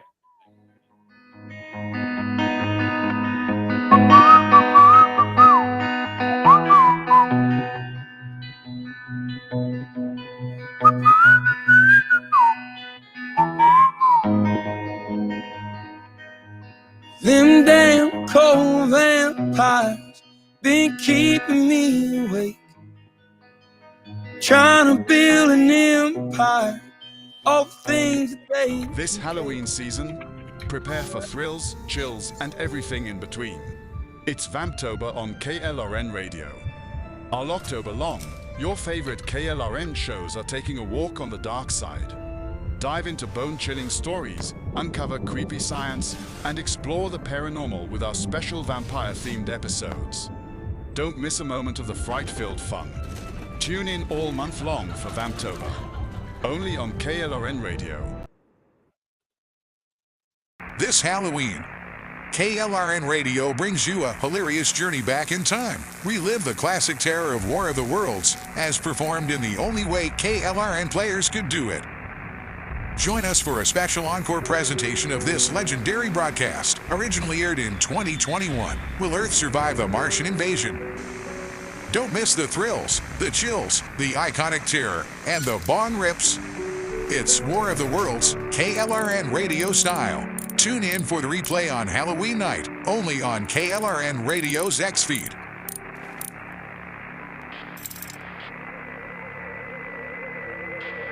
The turnips.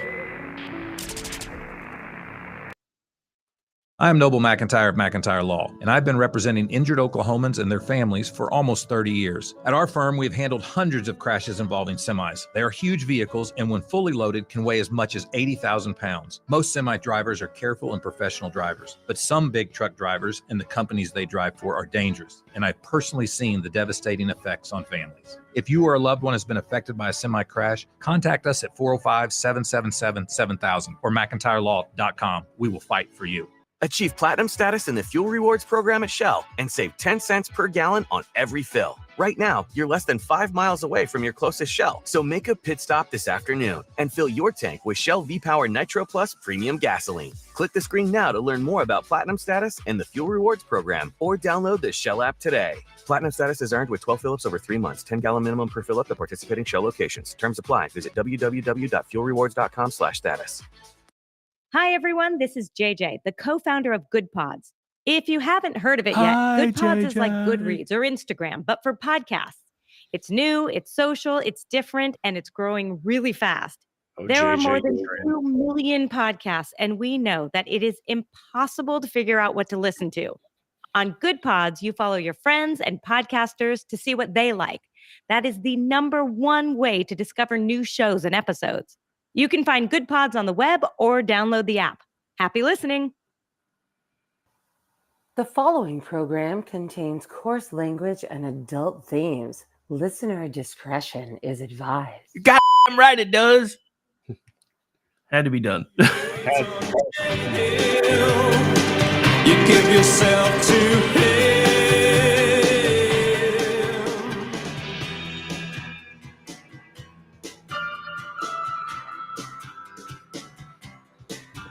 In the starlit nights, I saw you.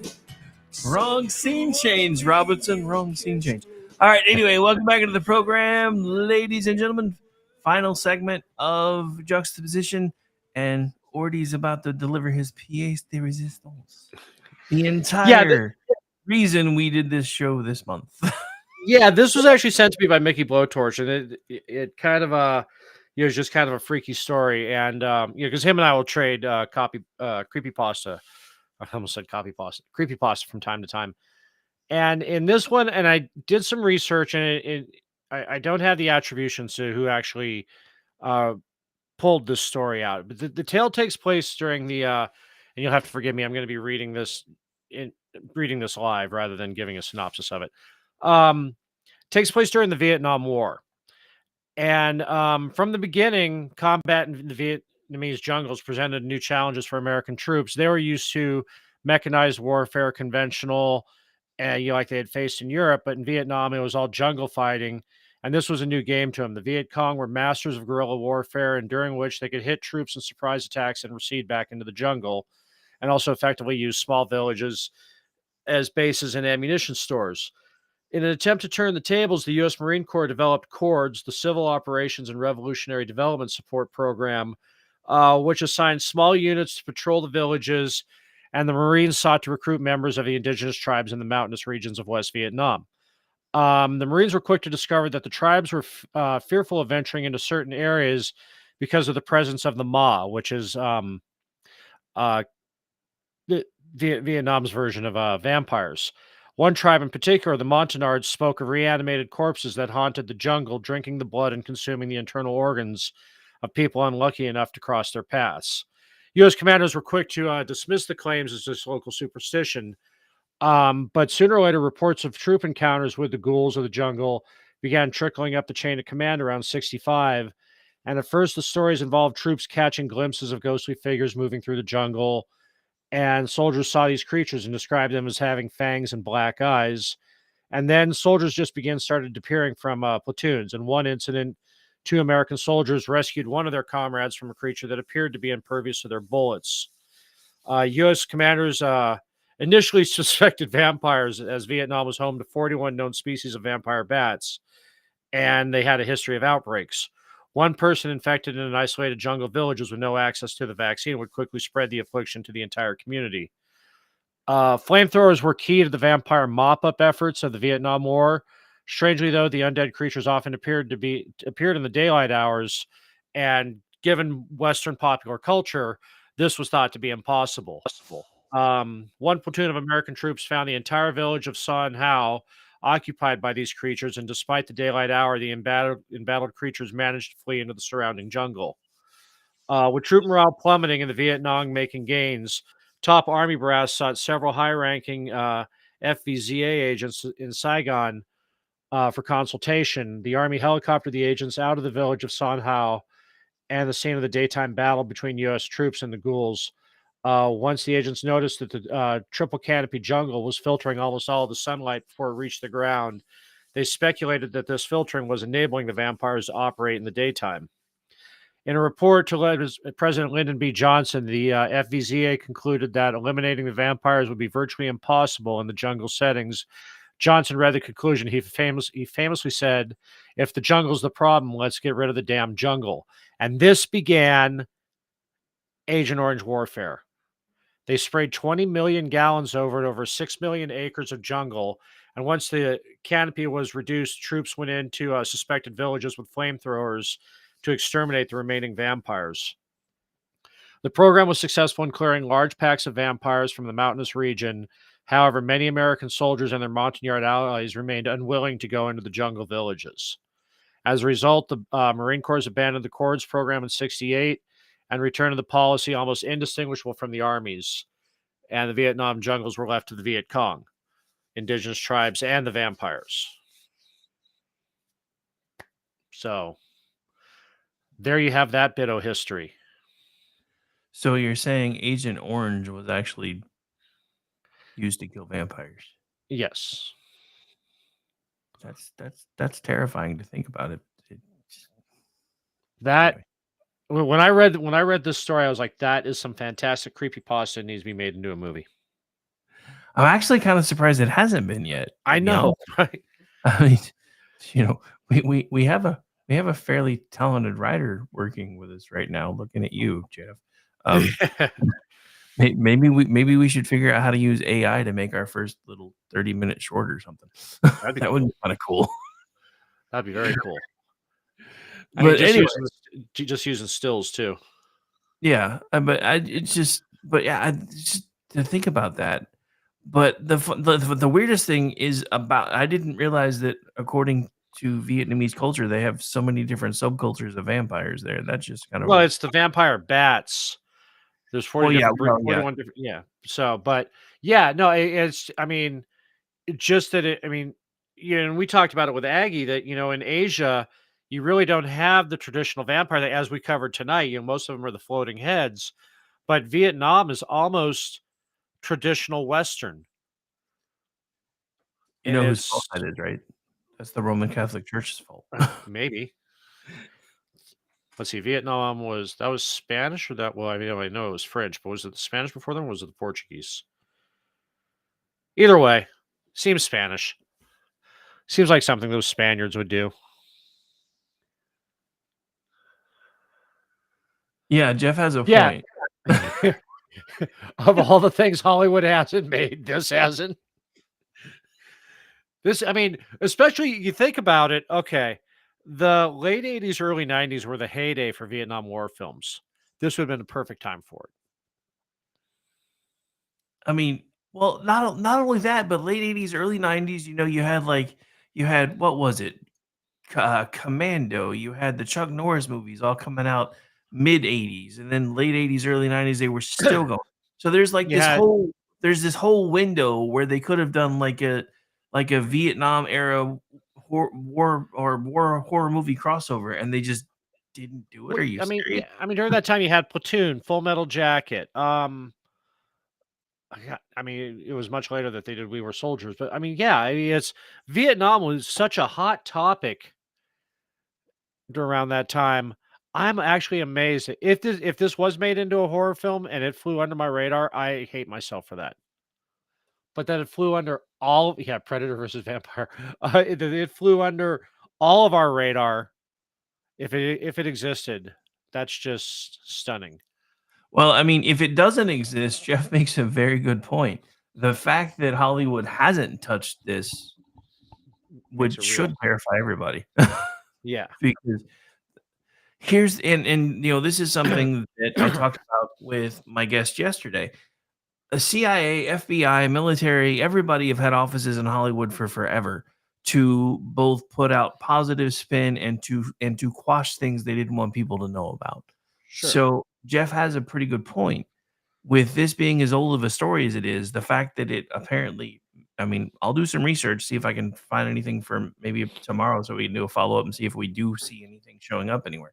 But if it's not anywhere, the fact that it's not should actually, it should concern people because, again, not to toot our own horn around here, but lately conspiracy theorist folks have been, we're batting 1,000 and have been for quite a while. It used to take us a while to get the answers to figure out we were batting 1,000, but now we get the answer was within a couple of months. Yeah, now it's a news cycle. It's in a late Friday news dump from the White House. Oh yeah, that vampire Vietnam shit, that was totally real. I think that was one of my favorite lines from Senator Kennedy within the last couple of weeks. He's all like on a serious news channel, and he's like, as far as conspiracy theories, I think they're right. I think we need some new ones because they've all proven the rest of them were true. Right. It was killing that guy's me. cracking me up. He really is. He's the only senator that's a Kennedy that I've ever liked. Yeah. So since we didn't do a show Wednesday, what are you watching? Actually, I have been. I just started watching it, and I and I wasn't sure what I was going to think about it, but they've just started NCIS Origins. It's two episodes in. It's the prequel where Gibbs is young and just starting to learn how what is NIS at the time works. It's been interesting. I didn't think I was going to like it. I kind of do. Before that, I just finished, I think, because I didn't see an episode drop for it this week. I think the finale for the arc was last week, and it actually ended on a cliffhanger, which it always does. So now I'm hoping it comes back, or I'm going to be pissed. But it's been a fun show to watch. I haven't really found much good sci-fi lately, other than that and Resident Alien. So the fact that there's at least a couple of offerings science fiction related that don't suck and aren't vampire or aren't freaking lesbian space witches, I still want to throw punch Disney for what they've done to Star Wars, and Doctor Who for that matter. Jesus Christ! Right. Just and yeah, you missed it. The last 10 minutes of Manorama turned into Doctor Who talk. Steve was mad. I bet we're not allowed to talk pop culture on that show. But yeah, it wasn't my fault though. VC did a reverse tip of the hat to the newest Doctor for showing us that the previous Doctor didn't suck as bad as we thought. Attaboy, VC. So then it turned into, well, because I actually didn't forget. I just didn't know who I was going to give the tip of the hat to this week. And I was like, you know what? Screw it. Since you've crossed the Rubicon, I'm going with you. My tip of the hat goes to Tom Baker. And then we spent another 5 minutes or so talking about Doctor Who, and Steve was just over there like, what have you done to my show? What have you done to my show? But, yeah, when I started on that show, there was a rule: if you mentioned Star Trek, you weren't invited back. Well, I mean, technically, we didn't break that rule. Oh, but yeah. But yeah, I thoroughly enjoy being over there, and actually, I think it's helped me kind of loosen up a little bit more on my shows. Some people are probably thinking I've loosened up a little bit too much now, but yeah. So Jeff's already doing the research for us. Yeah, like, I'm not finding anything. So yeah, that's kind of. I mean, the only reference to this is the link that Mickey Blowtorch gave me, and I didn't have the attributions. I didn't get to bring up where the story originated from, and I had found them once before, but I couldn't find them today. So how about you? What have you been watching? Anything? Yeah, you know what? A couple nights ago, it came up on my Amazon Rex. I started watching The Pretender from 1996, and I'm just gonna say what they took from us. I forgot how high the skirts were in the mid 90s. I know, right? Yeah. And I mean, Andrea Parker is a low key fucking smoke show. What? So, there's no low key. There's no. No. Because it's it's kind of like, okay, maybe she's 90s hot, and then the more you watch her and smoking, like actual smoking, when they still smoked on television. Yeah, and, when it was still loud. Yeah. So yeah. Wait, so that's on Prime. That's on Prime. I love that show. I'm gonna. That's why I love the show. That and John Doe, and I often confuse the two because they're very similar. And so I said, okay, I'm gonna watch The Pretender, and then I'll try and find John Doe. Well, yeah. So the other one that it took me forever to get into, also has the guy from John Doe in it, Prison Break. Did you ever watch that one? Dominic Purcell. Yeah. Did you ever watch that one? I watched like half of the first season. Because I honestly didn't get into it until I realized it was him that was doing a lot of the CW DC work, the character, the recurring role he had there. And then they brought it back for a while, and I actually kind of got into it. They tried to bring it back again, and I didn't really get into it the second attempt at it was, but I did enjoy the original. But yeah, I haven't seen The Pretender in forever. I used to love that show. Yeah, it's on Prime. It was kind of like Quantum Leap without the science fiction. It wasn't, but you know what? This was when, I mean, if you want to know, for leftist Hollywood to have an evil government entity now is unthinkable because they just absolutely fucking love government. But at the time, it's kind of like, especially in pre 9/11, just the general distrust for the government then in Hollywood, and it's kind of fascinating that it's a secret government. Actually, it's more of a private think tank that does a lot of contracting for the government, the Yeah. center in yeah. So I'm about 4 episodes in, and I remember exactly why I love the show. I'm gonna have Jeff, that Lost man. Platoon is an excellent movie. That's the closest he could find to the Vietnam story, and it's more of it's a war correspondent. If you, no spoilers, but I mean, it's 34 years old. If you haven't seen it by now, anyway, it's a war correspondent runs into some of his old World War II buddies and realizes they're vampires fighting their own personal war in Nicaragua. Yeah. So I mean that.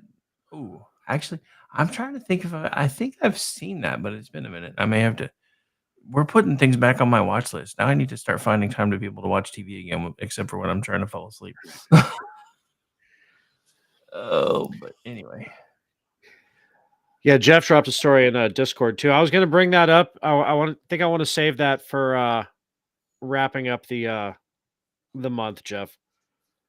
That's the time the CIA's use vampires as a psyop. So that's in Discord. Yeah, no, I'm looking at it right now, but I'm just thinking, were they really pretending? Well, that's an interesting point too. Again, give a conspiracy theory 6 months and yeah. I mean, because one of the recurring premises of this show is how they've made vampirism seem kind of normal by making it like a sexual fetish kind of thing. So, Right. What better time to be an actual vampire when you can just say, "Oh, it's not anything like that. It's my kink. Don't shame me." See, and if you want to take into the whole elites drinking the blood of children thing, Which apparently even Roseanne Barr has said multiple times, so I find that interesting. Yeah. But then again, I'm not ready to go Pizzagate. yeah, I don't know. I will say, that, and granted, it could be creative editing, but some of the clips that I've seen when they point out the weird things that they say to each other on like talk show sets and stuff, it's like, I can kind of see where they're getting that, but out of context, you can make anything sound like anything. That's my problem. No, that's true. But anyway, so anything else other than The Pretender?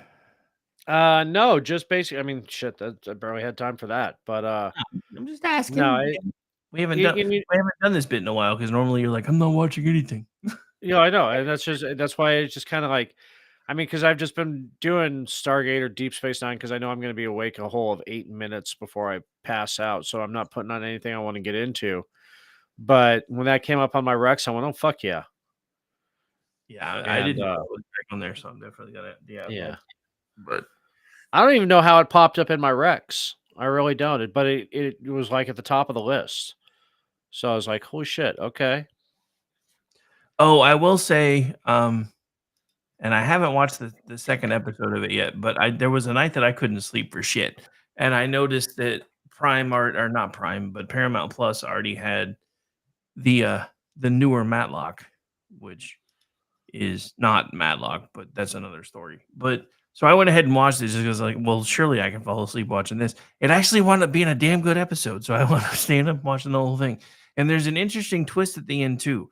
I will say there's a little bit of the woke BS because there's a black female attorney, and of course it turns into, you identify with these people, and the reason I'm fighting so hard for these people is because I identify my relatives remind me of them. So I mean, there's a little bit of that in there, but I don't know. Maybe I'm starting to become desensitized to it because it's everywhere now. But it didn't bother me like it used to, and it didn't seem like it was very much.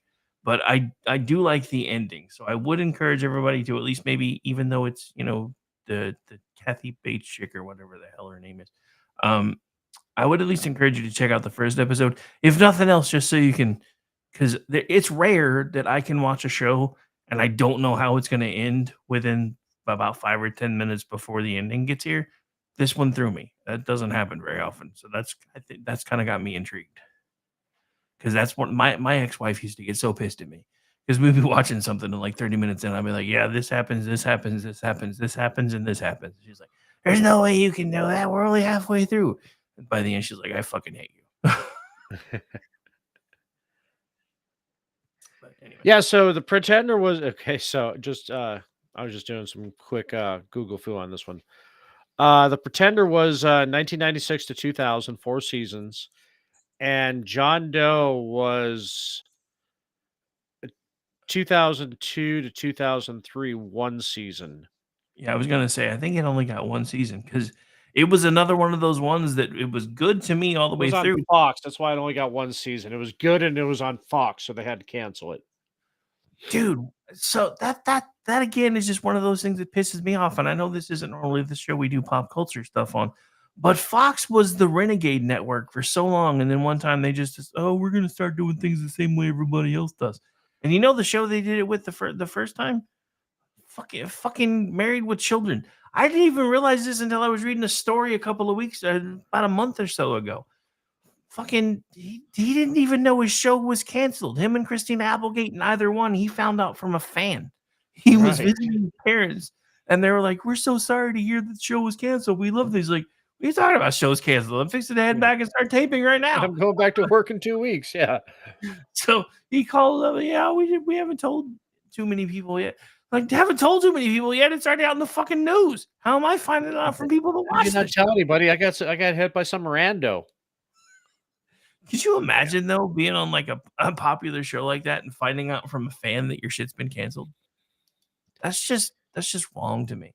But it goes back to things that we've talked about all the time on shows like Rick and Morty and the few others that we do cultural nods to. Shows don't get proper send-offs anymore. They just don't. I mean, it's like even Lower Decks, which has been a surprisingly popular addition to Star Trek canon. This is their final season coming up, and they again didn't find out until they were done taping it that it wasn't coming back. So, yeah, and that's the part that doesn't make any sense to me because one of the biggest complaints Paramount has The had. one that doesn't suck their shit canning. Well, the biggest complaint that Paramount has had about the Star Trek shows is that they're so damned expensive. This is animation, so that throws your entire argument out the window. Right. Animation is not expensive. Just saying. Anyway, at least not as expensive as when you're spending like $8 million an episode because you got to make every 60-minute episode look like a fucking feature-length movie. I mean, I get that we are like this high, everything's got to look awesome society now, but I honestly kind of prefer, cheaper budgets when you get more shit, if I'm being honest. Well, okay. The thing is that is the thing. Okay. They have to do the $6 million worth of special effects per episode because the writing is shit. Look at Babylon 5. And I know we talk about this on Rick and Morty all the time, but we got a new audience tonight, so I'm just going to vent real quick. Look at fucking Babylon 5. Those special effects do not hold up. Deep Space Nine special effects still hold up. But Babylon 5, the first 4 seasons, was such a compelling story. You didn't care. It was expertly written by people who cared about what they were doing. And yeah, you could argue that with like TNG and Deep Space Nine and some of Voyager. Even Enterprise had some good storylines, couple good story arcs. But Babylon 5 was just such a well-written show. You didn't care that it looked worse than The Last Starfighter that was made 20 years before it. Well, I mean, for its time, it actually didn't. I mean, it looked bad, but it didn't No, look. it It was- didn't look. It didn't look as bad as it looks today by comparison. At least not to me. But again, maybe that was just because the stories were so much more compelling. But I still think it's interesting that they pitched the idea of B5 to the same people that eventually created Deep Space Nine. Oh yeah.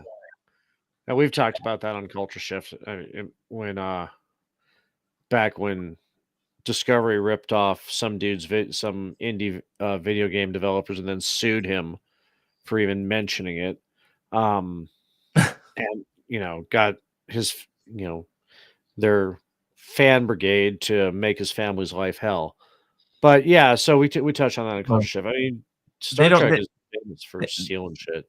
They don't have as much of a fan brigade anymore because now they've even come down on their fanfic crew.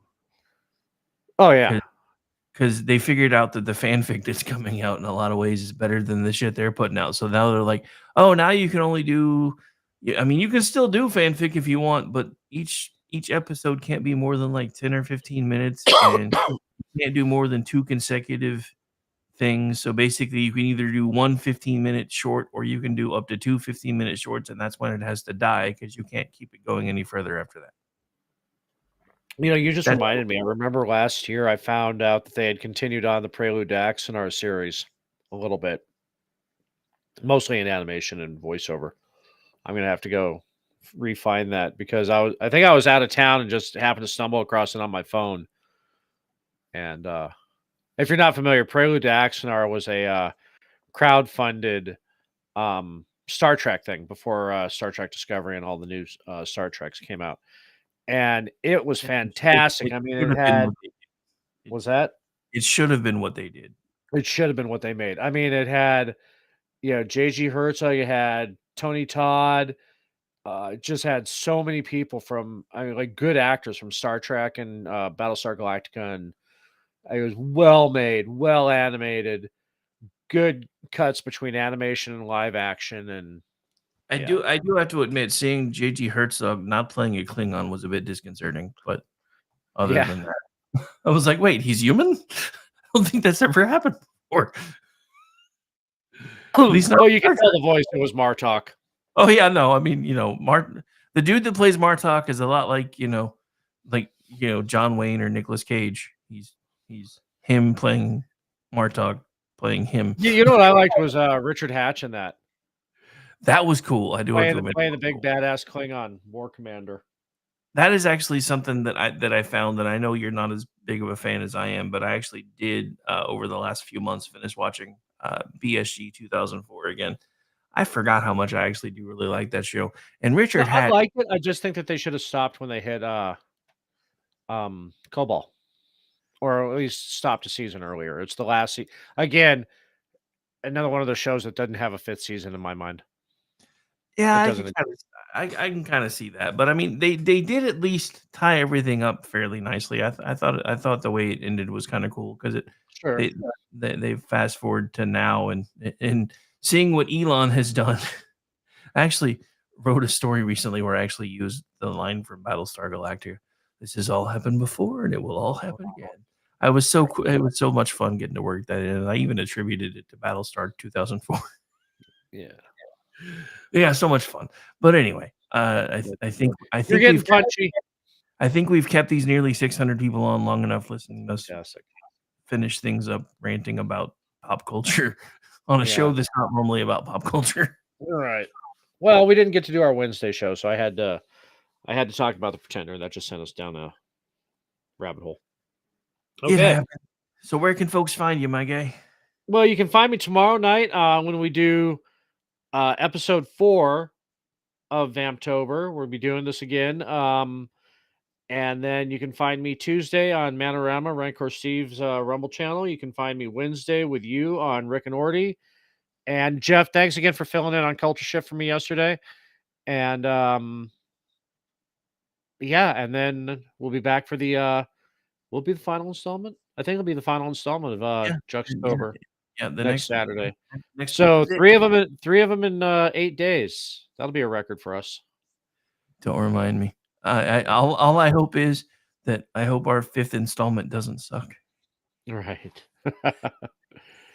You know what they say about me? I suck. That's the non-reference. Yeah. So also this weekend, let's see. Tomorrow you've got Asgard North. Jeff will be doing. No, wait, that's on the 26th. That's next week. Never mind. Yeah, we'll talk about those next week. But yeah, we've got Asgard North coming up on the 26th, covering Barovia, which is the in Dungeons and Dragons, the demi-plane of terror. And then he'll be doing a show on vampires on the 27th. Very, very nice indeed. And this weekend we also got, is this a FPF week? Yes, it is. So we got front porch forensics tomorrow with Bumpstock Barbie and Bumpstock Ken. And on Sunday, Jeff, you got a show Sunday? I know we got the Vincent Charles Experience, or no, the Vincent Charles Project with a K on Sunday. And I still think he should have went with Experience. With his accent, he should have went with Experience. He really should have. But yeah. It's not my call. I like Project too. That fits him. So, but no, if he's doing, I think Jeff's taking a break because he just did the whole Rings of Power season 2 breakdown, and then he's got 2 shows next week. So I think he's off this week. No, wait, you got a Lost Wanderer tomorrow, Jeff? Are you still with us, Jeff? Or Sunday? Not tomorrow. Sunday. It's almost tomorrow. I probably asked him like 5 questions, and he's typing and then having to back out to answer the second question as it comes up. He's like, damn it, Amish, I tried to go to bed 15 minutes ago. Stop talking. Right. So did everybody. Oh. Okay, so while we wait for that answer, where can people find you? Well, what's going on with you? What's going on in Rick's world? Well, so here in a minute, you'll hear me finishing up the night because we have a simulcast that we usually run now, but we bumped it to do this. So we'll finish off our evening with Reaver of Common Sense over from SHR Media. Then I'll be back tomorrow morning putting up the usual morning content. And then tomorrow night, I'll be pushing buttons for Front Porch Forensics and then hanging out with you and pushing your buttons, as I often do. Sunday night will be America Off the Rails. TBD, because now I'm trying to find out if Jeff's going to do a show or not as far as start time. Then Monday, I am off. Tuesday, I'll be hanging out over on the Manorama panel. Wednesday night, we got Full Boat, so you guys can check the schedule for that over on klrradio.com/schedule. And other than that, you can find me as a contributor on twitchy.com, misfitspolitics.com, the producer of the Loftus Party podcast, which usually drops on Tuesdays, and soon contributing to SHR Media, because I have to find a time machine to do all the things that I'm trying to do. It's just also this weekend I'm going to try and be putting out my first Twitchy article. Very, very nice. So you got to tell me when that happens because I'm going to pump this shit. Oh yeah, no, you'll be. No, I'm going to hide it. Well, you know what I mean. I know, yeah. Because I'm always working, so just make sure that I know so I can make sure that I pump it out. Yeah, no, I'll ping you. But anyway, I think so we yeah. lost Jeff. Yeah, I'm assuming there's a Lost Wanderer tomorrow, but as you said, check klrnradio.com/schedule to see what's going on in the KLRN world.